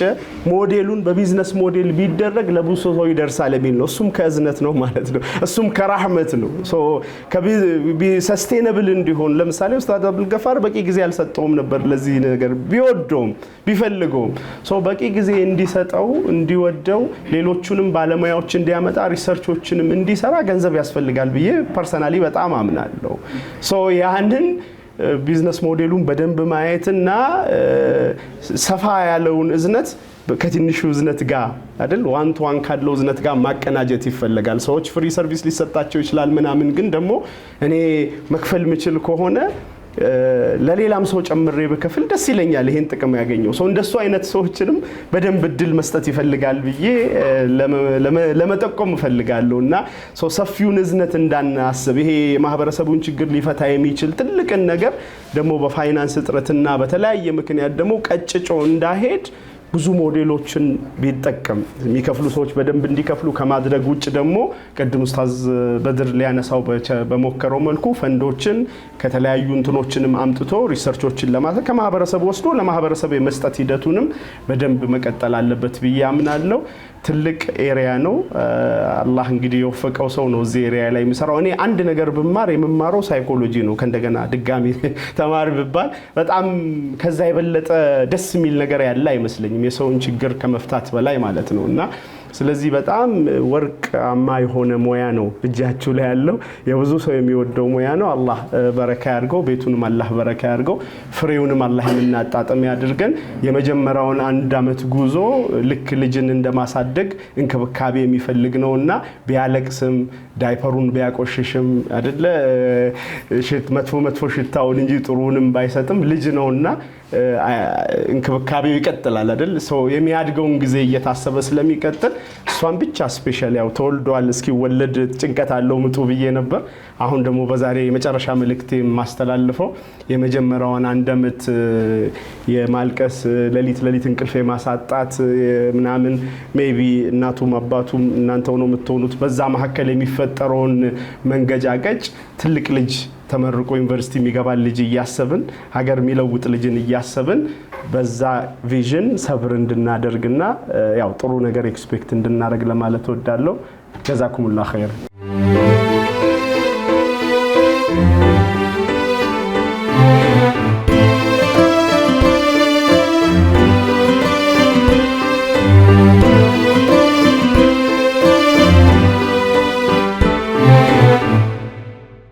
السلام عليكم ورحمة الله وبركاته. ያው ኡስታዝ በድርን ከፊት አድርጎ ዶክተር ደግሞ ከኋላ አድርጎ ሶስተኛ መሆን እንዴት ከባድ ሊሆን እንደሚችል ትገምታላችሁ። መጀመሪያ ምናልባት እኔ ተናገሬ ስህተቶቼን ማርሞ ቢመለሱ የተሻለ ይሆን ነበር። አላኩል ያህል እኔ መጀመሪያ እንኳን ደስ አላችሁ ማለት ምፈልገው ለኡስታዝ አብዱል ገፋርም ባለቤቱ ነስሬንም ያው ህልማቸውን መኖር በመጀመራቸው አንድ ሰው የሚወደውን ስራ ከጧት እስከ ማታ ሲለፋ ድካም የማይሰማውን ስራ መስራት ማለት ይሄ ትልቅ ስጦታ ነው። ስለዚህ ህልምህ የሆነውን ነገር ማያደክምህን ነገር መኖር መጀመር ወይም ደግሞ ወደዛ ትራክ መምጣት ይሄ ትልቅ ከአላህ የተሰጠ ፈضል ስለሆነ እነሱም ሊያመሰግኑ ይገባል። እኔም እንኳን ደስ አላችሁ ለማለት እወዳለሁ። ያው እኔን ምናልባት እዚህ ሲጋብዙኝ ምን ልናገር እንደምችል ትገምታላችሁ ብዙዎቻችሁ። ከህግ ጋር የተያያዘ ብዙ ሰፊ ጉዳዮች አሉት። ሳላበዛ በትንሽ ደቂቃ የተወሰኑ ሪፍሌክሽኖችን ማስቀመጥ ፈልጋለሁ። ከዛ በፊት ኡስታዝ አብዱል ገፋርም እኔም ማመስገን የምፈልገው ቤቴ ላይ ባለቤቴ ጀሚላ የሱ ኢጃዛ አላት። ሶሻል ሳይኮሎጂ ነው የተማረችው። በአቅሟ ስልጠናዎችን እየሰጠች ነው፣ ስልጠናዎች ላይ ማለት ነው።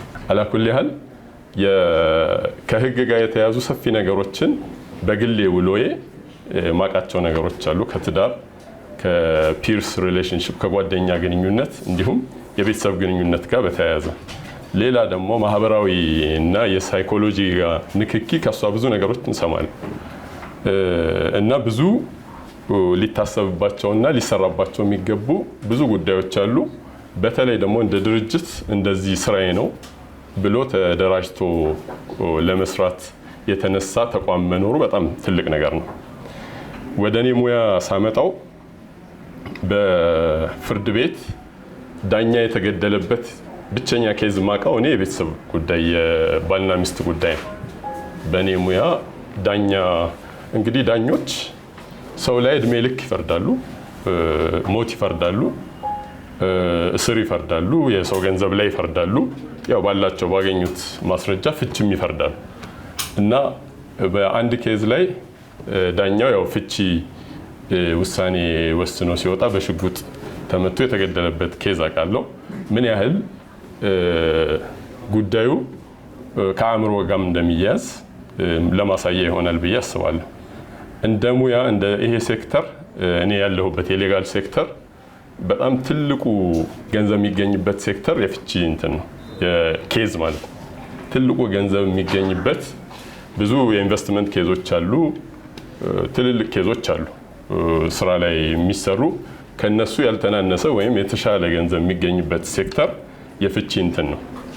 አንድ ዳታ ማለት ስንት ይገኛል ሳይሆን ጀስት ፍቺ በኢትዮጵያ ውስጥ ምን ላይ ነው የሚለውን አንድ የተሰራ ጥናት ጎግል ብታረጉ ልታገኙት የምትችሉት 48% ፍቺዎች 30 ዓመት ጋብቻ በ30 ዓመት ትዳር ላይ ከቆዩ በኋላ 48% ፍቺዎች አሉ። እንዲሁም 28% ፍቺዎች 5 ዓመት የቆዩ ትዳሮች ላይ ያጋጥማልና የ30 ዓመቱን እንኳን ብንይዝ አንድ ሰው ከወጣትነቱ ጀምሮ ትዳር ውስጥ ገብቶ ያፈራውን ጥሪት በሙሉ በመደበኛው ሕግ ያው ይከፈላል፣ ከባለቤቱ ጋር ይከፈላል።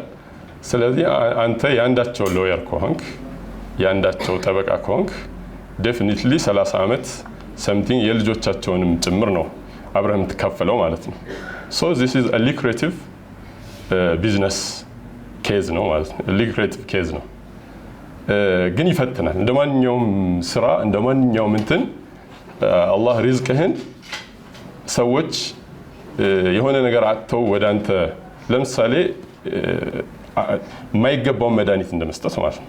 የሆነ የሕክምና ላይ ያለ ሰው እግሩ መቆረጥ ሳይኖርበት ጀስት ቢዝነስ ነው፣ ገንዘብ አገኝበታለሁ፣ ስለዚህ እግሩ መቆረጥ አለበት ብለህ መምከርና እንደመወሰን ማለት ነው። ኦር የማይገባውን መድኃኒት አዘህለት እንዲወስድ ማድረግ ማለት ነው። ሶ በሁሉም ሙያዎች ላይ ያንተ ሪዝቅ ከምታማክረው ሰው ሪዝቅ አንጻር ኮምፒቲቲቭ ማለት የሚወዳደሩ ሲሆን ወደ አላህ ማየት በጣም ይፈልጋል። ፈታኝ ነው።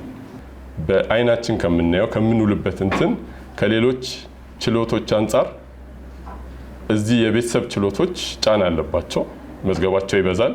ከአንድ 2 3 የቤተሰብ ችሎቶች እንዲኖሩ ይገደዳሉ። ምክንያቱም የቤተሰብ ኢሹዎች አሉ ማለት ነው። ቤተሰቦችን ኮንሰርን የሚያደርጉ ጉዳዮች ብዙ አሉ ማለት ነው። ለነሱ ተጨማሪ ቤንች ተጨማሪ ችሎቶች የሚያስፈልጉ ከሆነ እዚህ ላይ በጣም ብዙ ኮንሰንትሬሽኖች አሉ ማለት ነው። የፍቺን ጉዳይ ስናመጣ ብዙ ነው አብሮ ተያይዞ የሚነሱ ኢሹዎች። የአንድ ወንድና የአንድ ሴት መለያየት ብቻ ተደርጎ የሚታይ እንዳልሆነ ሁላችንም እናውቃለን። የልጆቻቸው ጉዳይ አለ፣ የሁለቱ ቤተሰቦች ጉዳይ አለ፣ በእነሱ ዙሪያ ያሉ ጓደኞቻቸው ጉዳይ አለ። ሰፊ ነው ኢሹ። ከልጆች ስናይ ፕራክቲካሊ በልጆች ጉዳይ መበዳደል አለ ማለት አንዱ አንዱን ማናደጃ የሚያደርጉበት ሁኔታዎች አሉ። ልጆቻቸው ማለት ነው። የት ጋ ነው ማጋ ነው ማደግ ያለበት የሚለው ኢሹ ከባድ አጀንዳ ነው። ልጆች በትዳር መበተን ወይም በትዳር መፍረስ መሀል ማጋ ነው ማደግ ያለባቸው የሚለው ትልቅና ከባድ አጀንዳ ነው። ሁለቱም ራሳቸው ጋር ማሳደግ ይፈልጋሉ፣ ከራሳቸው ጋር ማድረግ ይፈልጋሉ። ባይፈልጉ እንኳን ማናደጃ ማድረግ የሚፈልጉ አሉ። በዚህ መሀል በልጆች መካከል ማለት ነው 2 3 ልጆች ካሉ በልጆች መካከል ራሱ ያልተገባ የመቀናናት የመጠላላት ስሜቶች እንዲፈጠር የሚደረግበት ሁኔታ አለ። አንዱን ብቻ ነጥሎ ለሱ የሆነ ነገር በማድረግ እንደዚህ አይነት ልጆች ወላጆቻቸው ላይ ጥላቻ እንዲፈጠር የማድረግ ነገር አለ። አንደኛው ተፋቺ ለልጆቹ ስለሌላኛው ስለባል ወይም ስለሚስት መነገር የሌለበት ነገር በመንገር የሚፈጠሩ ሰፊ የሆነ ሳይኮሎጂ ክራይስ እንዳለ ይታየኛል ፕራክቲካሊ ማለት ነው። ሶ በጣም ሊሰራበት የሚገባ እና ሰፊ ስራ የሚፈልግ ዘርፍ ነው ብዬ ነው ማምነው። እንደ ቢዝነስ ስትራቴጂ ማርኬት ሴግመንቱ በመነሻነት ሙስሊም ሊሆን ይችላል፣ ግን ሰፊው ማህበረሰብ አገልግሎቱን ይፈልጋል። ይሄንንም ማየት ይፈልጋል። የደወለችልኝ ሴት ሙስሊም አይደለችም፣ ግን በትዳሯ በጣም ተቸግራለች። ባለቤቷ እየቆየ ከቤት ይወጣል። እኛ እንግዲህ የምናውቀው ሴቶች ናቸዋል ከቤት የሚወጡት፣ ከቤት ወጥተው ቤተሰቦቻቸው ጋር የሚሄዱት ሴቶች ናቸው። በዚህ ኬዝ ደግሞ ተቃራኒ ነው። እሱ ነው ከቤት የሚወጣው፣ የሚሄደው ወላጆቹ ጋር ነው። ወላጆቹም ተመለስ አይሉትም፣ በቃ ይረፍ ብለው እንትን ይላሉ። እነሱ ጋር ይቆያል። 15 ቀን ወር ይቆያል። ሽማግሌ ትልካለች። ሽማግሌዎች አናግረው ምን ብለው ይመለሳል። በዚህ አይነት 5-6ኛ ጊዜ ደከመኝ ምናምን አለች እና ምንድነው መፍትሄ? ኢዚ ነው አይደል? በቃ ውክልና ላኪ ትፋቻለሽ፣ ኢዚ ሶሉሽን ነው። ግን ይሄ ከሌጋል ባሻገር የሆነ ኬዝ ነው ያለው። ዝም ብለህ ማንም ተራ ሰው ሲያየው ከህግ ባሻገር ያለ መፍትሄ የሚኖረው ነገር ይኖራል። መሞከር ያለባትን ነገር ጠቆምኳት። እንዲህ አይነት ነገሮችን ሞክሪ፣ እንዲህ አይነት ተቋም አለ፣ ሄደሽ አናግሪ። የስልክ ሰጥቷት ማቃውን ማለት ነው። ሶ እንዲህ አይነት እንትኖች ላይ እንደ ቢዝነስ ስትራቴጂ የመጀመሪያ መነሻ ላይ ሴግመንትህ ጠበብ ያለ ሴክተር፣ ጠበብ ያለ ማህበረሰብ ሊሆን ይችላል፣ ግን ሰፋ ተደርጎ መታየት አለበት። በሰፊው ነው ሊሰራ የሚገባው። ሌላ የተቋሙ የባልና ሚስት ኢሹ ብቻም ሳይሆን ያለው ክራይስ ሰፊ ነው። በቤተሰብ መካከል ያለ ግንኙነት፣ የቤተሰብ ግንኙነት ላይ የባልና ሚስት ኢሹ ብቻ ሳይሆን ከውርስ ጋር የተያያዘ ሰፊ ጦርነቶች በቤተሰብ መካከል ይፈጠራል። ይሄ ከአእምሮ ጋር የተያያዙ ችግሮችን ያመጣል። የማህበረሰብ ቀውስ በሰፊ ነው ያለውና ጉዳዩ የባልና ሚስት ብቻ ኢሹም ተደርጎ የሚታይ አይደለም። ሌላ ከጓደኝነት ጋር በተያያዘ ቅድም ኡስታዝ በድር በትንሹ የነካው የሶሻል ሚዲያ እየፈጠረ ያለው ዓለም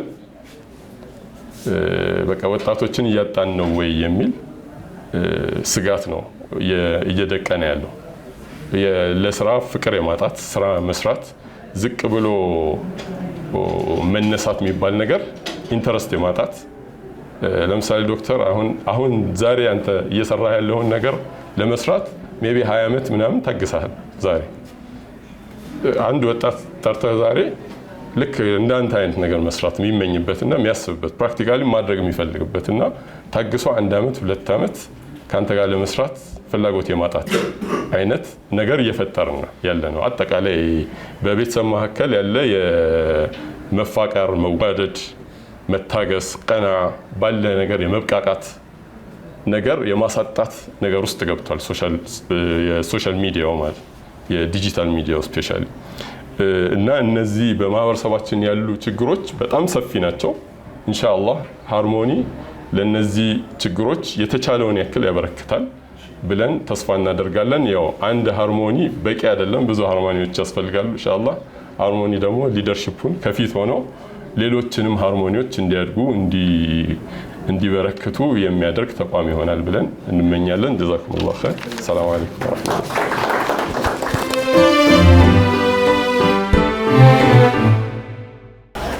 ሰላም አለይኩም ወራህመቱላሂ ወበረካቱ። እንግዲህ በእድሜ ነው መሰል ሲኒየር የሆንኩት እና የመናገር የምፈልጋቸው 2 ነገሮች ናቸው። አንደኛው ደስታዬን መግለጽ ነው። ሁለተኛው ማመስገን ነው የምፈልገው። ምክንያቱም እንደተባለው ከካምፓስ ጀምሮ በዚህ ጉዳይ ላይ ዲስከስ እናደርግ ነበረ።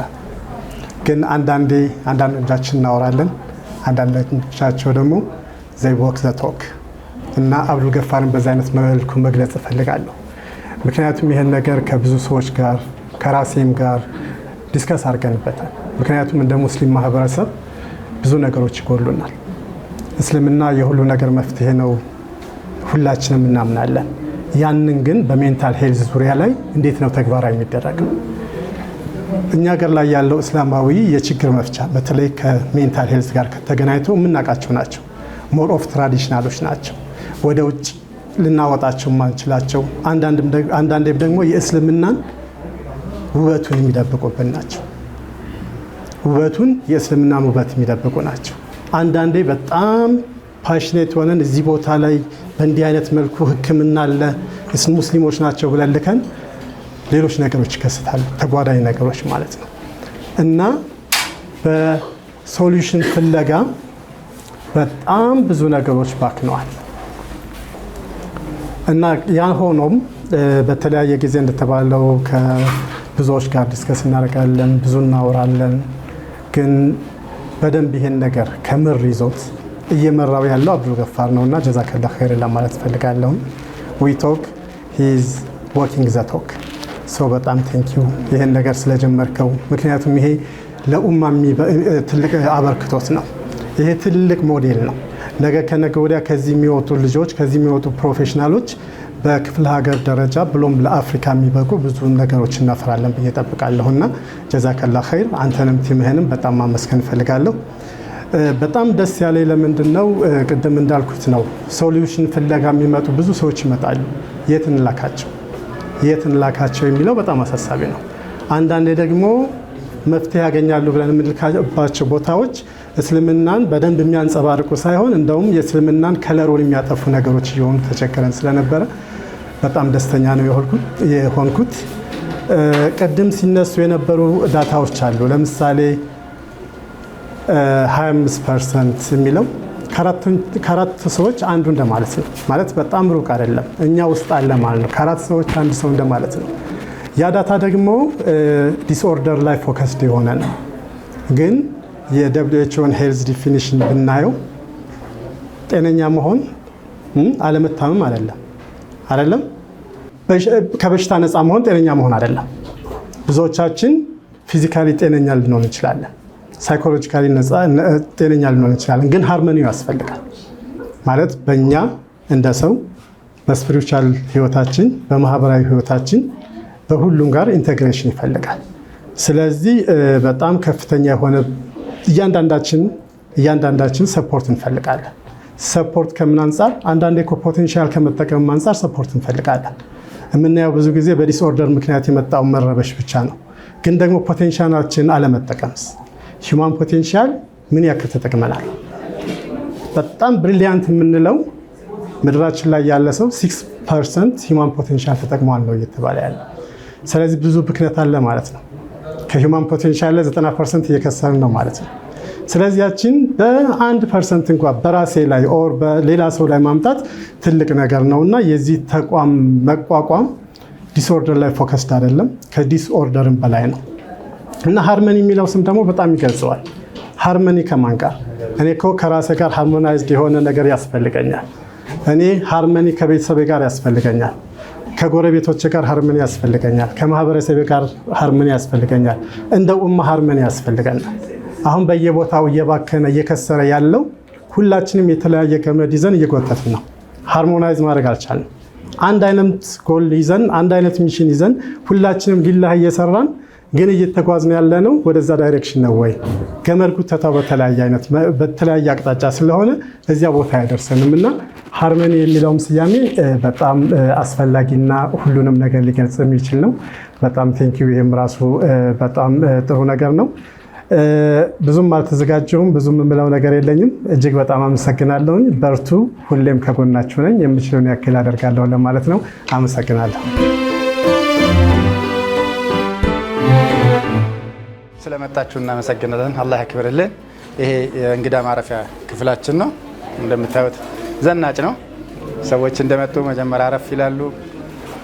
ከእንግዳ ተቀባያችን ጋራ አስፈላጊውን መረጃ ይወስዳሉ። ከዛ በኋላ የተወሰኑ ክፍሎች አሉ አገልግሎት የምንሰጥባቸው፣ እነሱን አሳያችኋለሁ።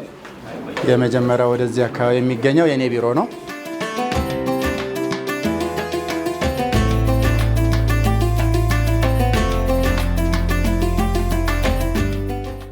ይሄ የመጀመሪያው ቴራፒ ሩም ነው። በአንድ በኩል የኔ ክፍል ነው። የስራ አስኪያጁ ክፍል ይኸው ነው። እንደ ስራ አስኪያጅ ሲሆን እዚህ ጋር ተቀምጠን አክት እናደርጋለን። ጉዳዮቻችንን አንዳንዴ ስብሰባም ሲኖረን አለጉዳይ ኖርማል ጉዳይ ያላቸው ሰዎች ሲሆኑ ማለት ነው እናደርጋለን። ኢንዲቪጁዋል ቴራፒ ወይም ደግሞ ዋን ቱ ዋን ካውንስሊንግ በሚኖርበት ጊዜ ሳምታይምስ 2 ሰዎችም ሊሆኑ ይችላሉ፣ አንድም ሰው ሊሆን ይችላል። ቢያንስ 50 ደቂቃ ከ50 እስከ 55 ደቂቃ አንድ ሰው በሳምንት አንዳንዴ በሳምንት 2 ካልሆነ በሳምንት አንዴ የሚያስፈልገውን ጥልቀት ያለው ተከታታይ ሜቢ አንዳንዴ 10 15 20 ሴሽን ሊሄድ ይችላል እንደ ችግሩ ግዝፈትና ጥልቀት ማለት ነው። እቺ የመጀመሪያው ክፍል ናት።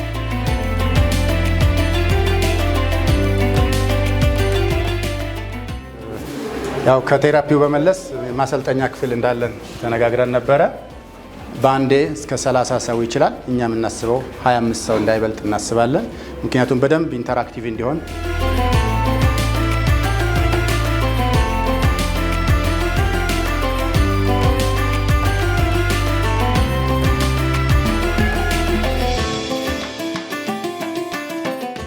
ይህም እንደምታዩት ጽድት ያለ ቆንጆ ክፍል ነው። እዚህ ጋር የካውንስለሩ ወይም ደግሞ የአማካሪው ቦታ ነው። እዚህ ጋር ደግሞ እንደዚሁ ቴራፒ የሚፈልጉ እህት ወንድሞች አረፍ የሚሉበት ነው። አንዳንዴ 2 ሊሆኑ ይችላሉ፣ አንዳንዴ 1 ሊሆኑ ይችላሉ። ግሩፕ ኮች በሚፈልግበት ጊዜ ለምሳሌ 5 ሰው 6 ሰው የሚሆንበት ጊዜ የአዳራሻችንን ወይም ደግሞ የስልጠና ሮማችንን እንጠቀማለን።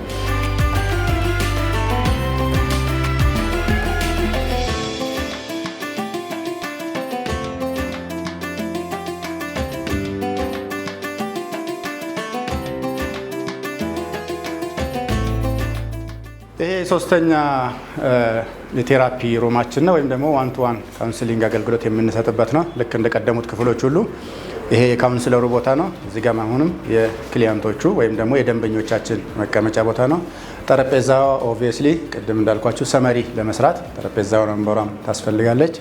በደንብ ብርሃን ያለው ሰፊ ክፍል ነው። አስፈላጊ ሲሆን አንዳንዴ 3ም 4ም 5ም ሰው ሲመጡ ወንበር ብቻ በመጨመር ግሩፕ ቴራፒ ይባላል። 6ም 5ም 8ም ይሆናሉ። አንዳንድ ጊዜ አንድ ቤተሰብ አባላት ሊመጡ ይችላሉ። የአንድ ቤተሰብ አባላት በቃ ቤተሰብ ውስጥ ያለ የተለያየ ውጣ ውረድ የገጠማቸው ከሆነ ከካውንስለሩ ጋር እዚህ ሰፋ ባሉ ክፍሎች ውስጥ አገልግሎት የምንሰጥበት ይሆናል ማለት ነው። እንግዲህ ሌሎች ክፍሎች ደግሞ ስቶሮች መዛሉ የተለያዩ እቃዎች ማስቀመጫ ክፍሎች ይኖሩታል። ቦታችን በጣም ቆንጆ ቦታ ነው። እንደምታውቁት ይሄ ሳር ቤት አደባባይ 200 ሜትር ብቻ ወረድ ብሎ ወደ ቄራው መንገድ የኦሮሚያ መንግስት መስተዳደር ቢሮ ፊት ለፊት ላይ ይገኛል። በቀላሉ የምናገኘው አክሰሰብል የሆነ ቦታ ነው። ለሁሉም ሰው ሊፍት አለው። ስፖርት ፈልጋለሁ ምናምን ላለ ደግሞ አቅሜን እፈታተናለሁ ላለ ሰው 5ኛ ፎቅ ላይ በእግሩ መውጣት ይችላል። አይ ሊፍት ያስፈልገኛል ላለ ሰው ደግሞ በሊፍት ፒክ አድርጎ ማምጣት ይቻላል ማለት ነው። ይህን ይመስላል። በሳምንት ሁሉንም ቀን እንሰራለን። እኛ ማንሰራበት ቀን የለም። በሳምንት 7 ቀን የፈለገን ሰው ያገኘናል። እሁድ ከሰዓት ብቻ ያው እንደ ሰው እኛም እናርፋለን፣ ቤተሰብ አለን አይደል? እሁድ ከሰዓትን አንዳንድ ጊዜ በጣም አስገዳጅ ሁኔታ ካልሆነ እንትን አናደርግም። ቴራፒውን በነገራችን ላይ ማታም እንሰራለን። ኦንላይን ቴራፒዎች ከባህር ማዶ ካሉ እህት ወንድሞች ጋር የሰዓት መጣጣም ችግር ስላለ ከሀገራችን ጋር እንደምታውቁት 8፣ 9፣ 10 ሰዓት የሰዓት ዲፈረንስ ስላለ ቤታችንም ሆነን መርዳት ያለብን ማገዝ ያለብን እህት ወንድሞቻችንን የምናገዝበት ፕላትፎርምም አለ። የግድ ቢሮችን አይደለም ቤታችንንም ለዛው ፕላትፎርም አሰናድተነዋል። ስለ ጎበኛችሁን እናመሰግናለን። አላህ ይስጥልን። ጀዛኩሙላሁ ኸይር።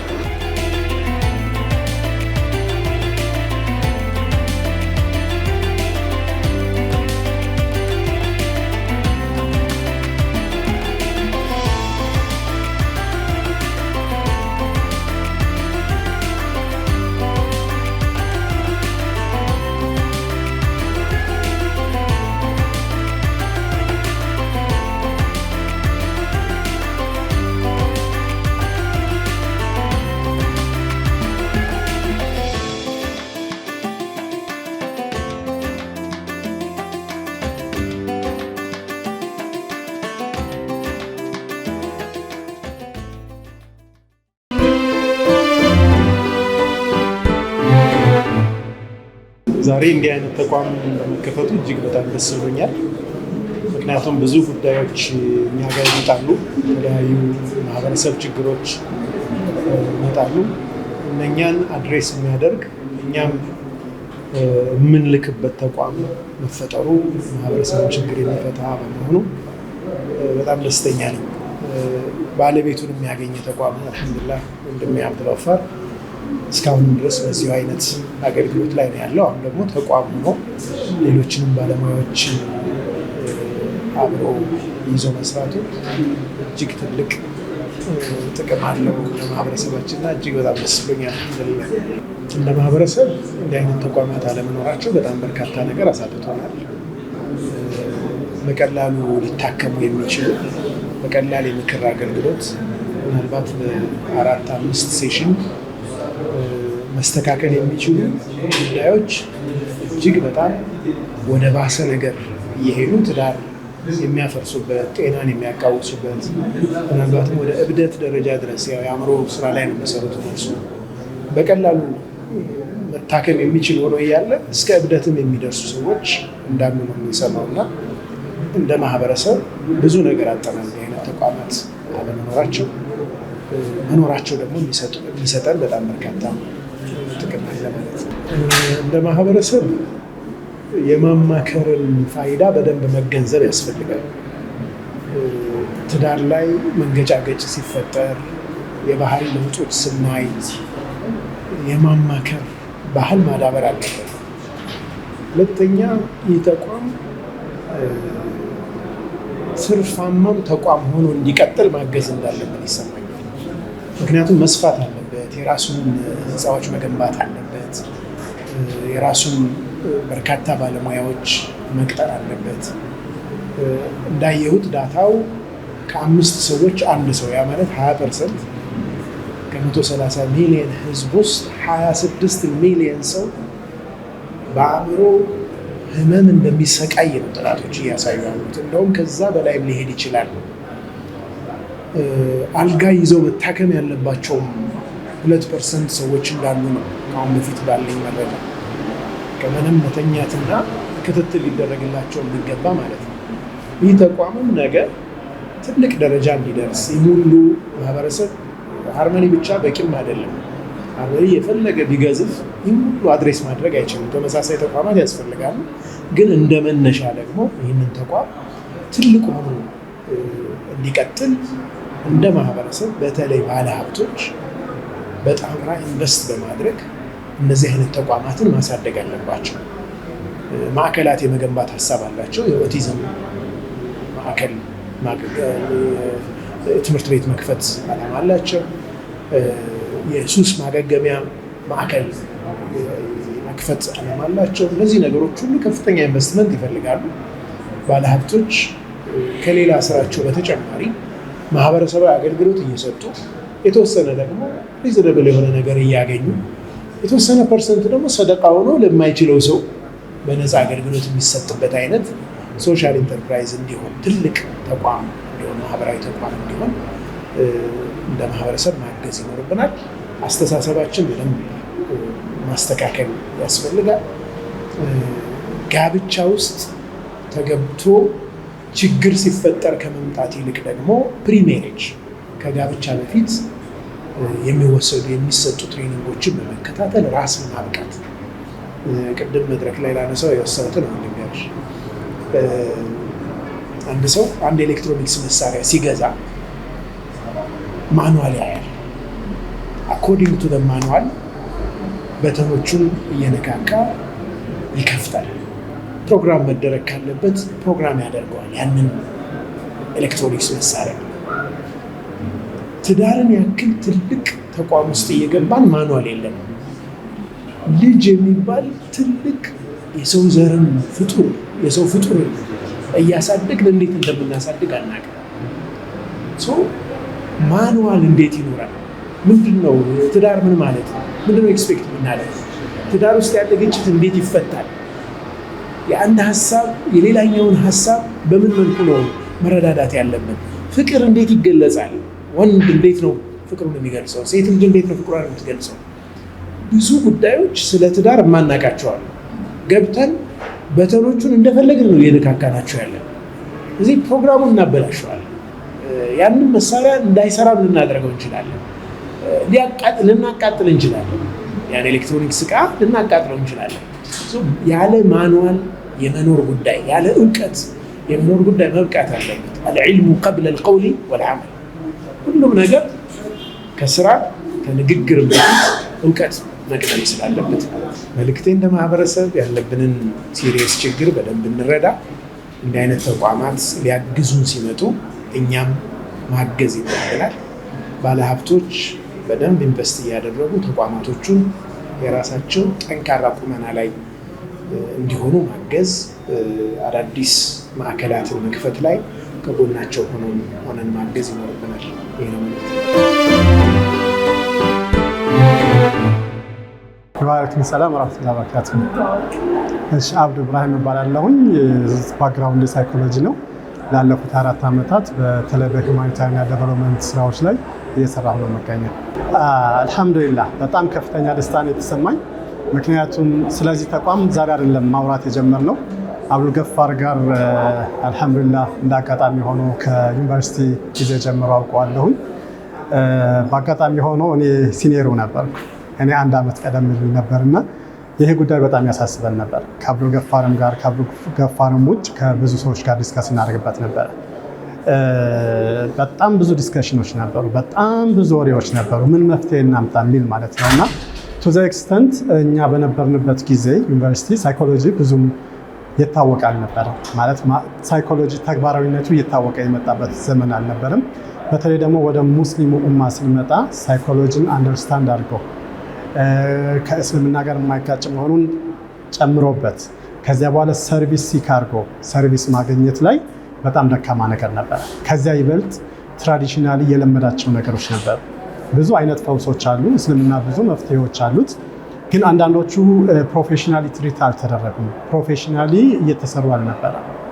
በዚያ ምክንያት አንዳንድ ቦታዎች መፍትሄ ይሆናሉ ብለን ስልካቸው እንዲያውም የበለጠ መጥፎ ነገሮች እየተስተዋሉ መጡ እና የእስልምናን ብርሃን በደንብ ያጎላሉ፣ የእስልምናን ብቃት እና ደግሞ ለችግሮች መፍትሄ አሰጣጥ መንገዱን ያጎላሉ ብለን የምናስባቸው ነገሮች ሁሉ እንዲያውም መሰናክል እየሆኑ የመጡበት እና እስልምናን የሚያደበዝዙበት፣ ስለ ሙስሊሞች የሚወራው ነገር እንዲያውም በመጥፎ እንዲሆን ያደረጉበት ሁኔታዎች ነበሩ።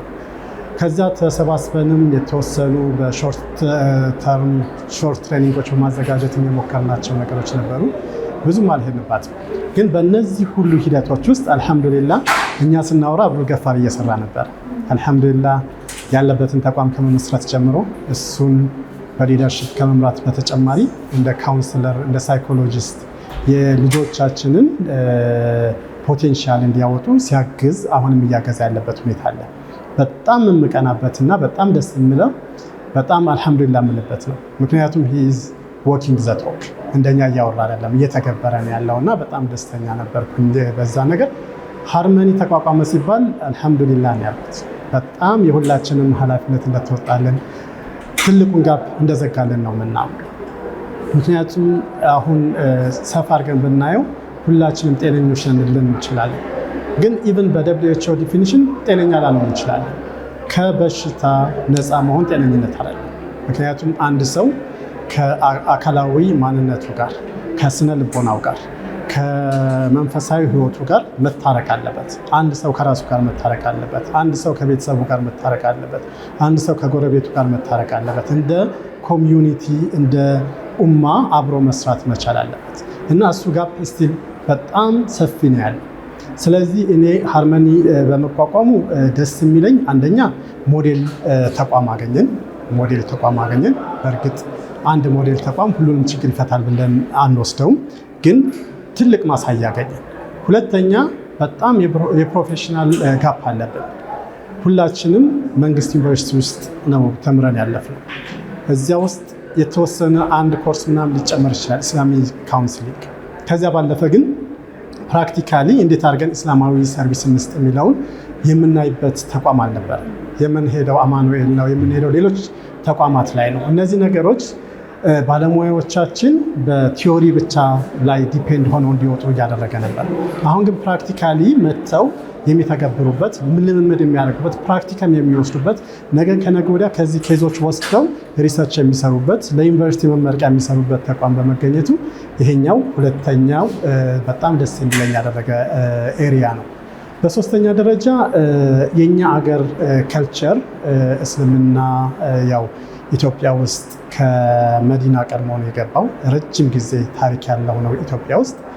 የእኛ ስነ ልቦና የራሳችን ነው። ብዙ ጊዜ ለዲስኦርደር ብቻ ነው መፍትሄ እየፈለግን ያለ ነው። አንደኛ ዲስኦርደሮችም ቢሆን አሁን ባለንበት ዘመን ከቀደምን ፕሬዘንቴሽን ላይ ሲቀርብ እንደነበረው ከ300 በላይ ዲስኦርደሮች አሉ። እንግዲህ በዛ ላይ ሁላችንም ተጠቂዎች ነን ማለት ነው። ከዚያም አለፍ ስንል ግን ኢቨን ሂውማን ፖቴንሻላችን ከመጠቀም አንጻር እንደ ኡማ አንድ ሆነን ጎልተን ከመውጣት አንጻር ሪፕሬዘንቴሽናችን የጎደለባቸው ክፍተት ያለበት ቦታዎች በጣም ብዙ ናቸው። እነዚያ ላይ ሪል ሊደሮች አፍርተን እነዚያን ጋፖች የምንሞላበትን ነገር መፍጠርም አስፈላጊ ነው እና ማህበረሰባችን ያለበትን የሳይኮሎጂካል ችግር ለመፍታት ብቻ ሳይሆን ለሱ በጣም መምጣት አለበት። በጣም ከፍተኛ የሆኑ ብዛት ያላቸው የሱስ ማገገሚያዎች ሌሎችም አሉ። ተመሳሳይ ሰርቪሶችን እዚህ ማግኘት ይችላል። በተለይ እስላማዊ በሆነ ኤቲክሱን በጠበቀ መልኩ ለነዚያም ሰርቪሶች መምጣት አስፈላጊ ነው። ከዚያ ባለፈም ግን ልጆቻችን እንዴት ነው ሼፕ የምናደርገው? ልጆቻችን እንዴት ነው ፖቴንሻላቸውን የሚያሳድጉት? እንዴት ብለን ነው የወደፊት ፊውቸር ሊደርስ የምናፈራው በሚለው ራሱ እንደ ቤተሰብ ጭንቅ ሲለን ጥብብ ሲለን ቤታችን ይዘን ከምንቀመጥ እዚህ ተቋም ጋር መተን ብንመካከር የባለሙያ ድጋፍ የምናገኝበት ሁኔታ ስለሚኖር ማህበረሰባችን እንደ ትልቅ እድል ወስዶ የበሽታ መታከሚያ ብቻ ሳይሆን ፖቴንሻልን ማሳደጊያ በጣም ብቃት ያላቸው ልጆች ማፍሪያ ተቋም አድርጎ አይቶ እንደ አይን ብሌኑ እየተንከባከበ የሚያስፈልገውን ድጋፍ እያደረገ በተለይ ደግሞ ሰርቪሶች እንዲያገኝ አደራላለሁ። አመሰግናለሁ። ሻየው አደም እባላለሁ። የመንበር መልቲሚዲያ ፕሮዳክሽን ዋና ስራ አስፈጻሚ። በጣም ስንናፍቀው የነበረ ተቋም ነው።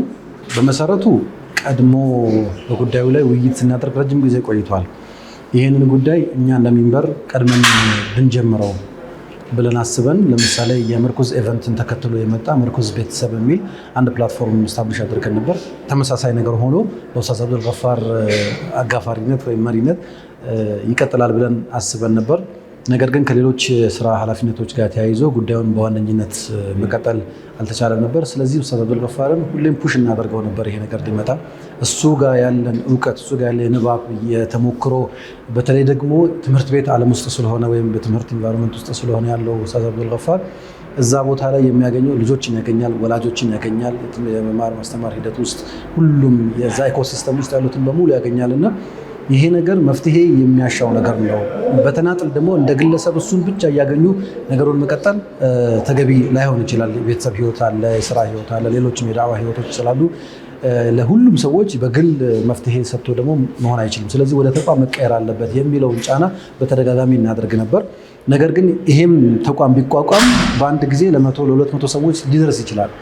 ግን አስተምህሮና የዚህ ሀሳብ ቁንጽል ሀሳቡ መልእክቱ ደግሞ በቴሌቪዥን ፕሮግራም መቅረብ እንዳለበት ስላመንን ለጎጆ የተሰኘ ሳምንታዊ ፕሮግራምን በቤተሰብ፣ በወላጅ፣ በህፃናት፣ በትዳር ጉዳዮች ላይ ልዩ ትኩረት ሰጥቶ ይሰራ ነበርና የዛ ፍሬ ሆኖ አሁን ሃርመኒ አደባባይ ወጥቷል። አልሐምዱሊላህ።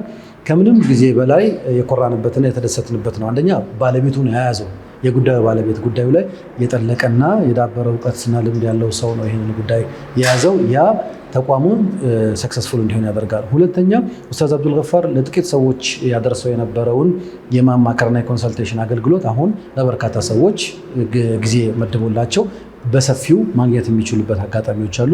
እኛም እንደሚንበር በርካታ ሰዎች ይጠይቁናል። ኡስታዝን አገናኙን፣ ከኡስታዝ ጋር አገናኙን፣ እንደዚህ ማማከር እንፈልጋለን ይባላል። ግን ተቋም ስላልነበረው የት ያገኙት እንላለን። ትምህርት ቤቱ አይሄዱ ነገር ያ የትምህርትና የትምህርት ቤት ኢንቫይሮንመንት ነው። ቤቱ አይሄዱ ነገር ሌላም። ስለዚህ በተቋም ደረጃ መቋቋም እንደነበረበት ሁላችንም እንገፋፋው ነበር።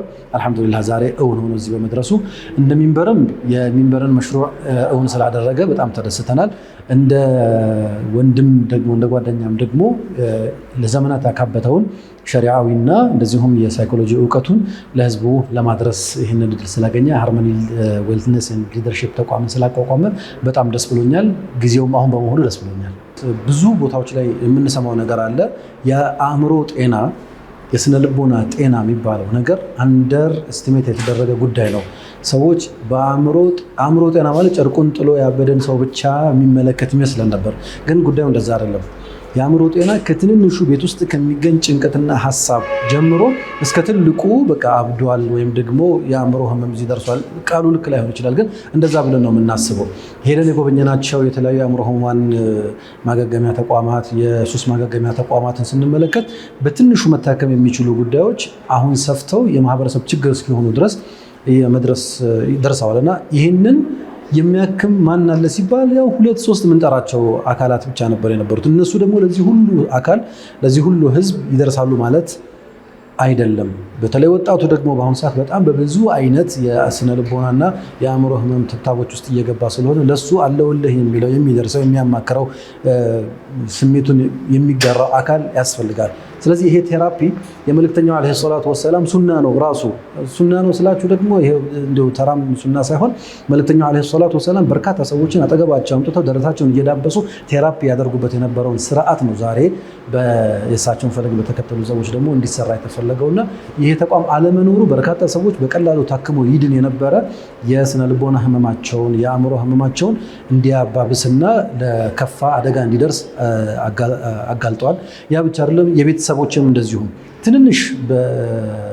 በትንንሽ ህክምና በቴራፒ መታከም የሚችል የቤተሰብ ግጭትና አለመግባባት ቤተሰብን ሲያፈርስ፣ ልጆችን ሲበትን፣ የህይወት መጠፋፋትና ሌሎችም አደጋዎችና ጉዳቶችን ሲያስከትል እናስተውላለን። ስለዚህ ይህን ሁሉ ማከምና ማረም የሚችል ተቋም ነውና እስከዛሬ ድረስ ይህንን በማጣታችን ያጣነውን በቁጭት ከዚህ በኋላ እንዳይኖር ለማድረግ እንሞክራለን። እርግጥ ነው ይህ ተቋም ይህን ሁሉ ችግር ብቻውን ይቀርፋል ማለት አይደለም፣ ግን ተጀምሯል ማለት ግን እንችላለን ኢንሻአላህ። በመጨረሻ እንግዲህ መብሩክ ማለት ፈልጋለሁ ኡስታዝን ለዚህ ተቋም እና ባልደረቦችን ጭምር በዙሪያው ላይ ያሉ ይህንን ስራ በጋራ በኃላፊነት እንሰራለን ብለው ለተቀመጡት በሙሉ ማለት ነው መሰል ስራዎችን ማበረታታት ያስፈልጋል። ይህ ተቋም ማህበራዊ ኃላፊነትን የመወጣት ስራም ጭምር ነው ያለው።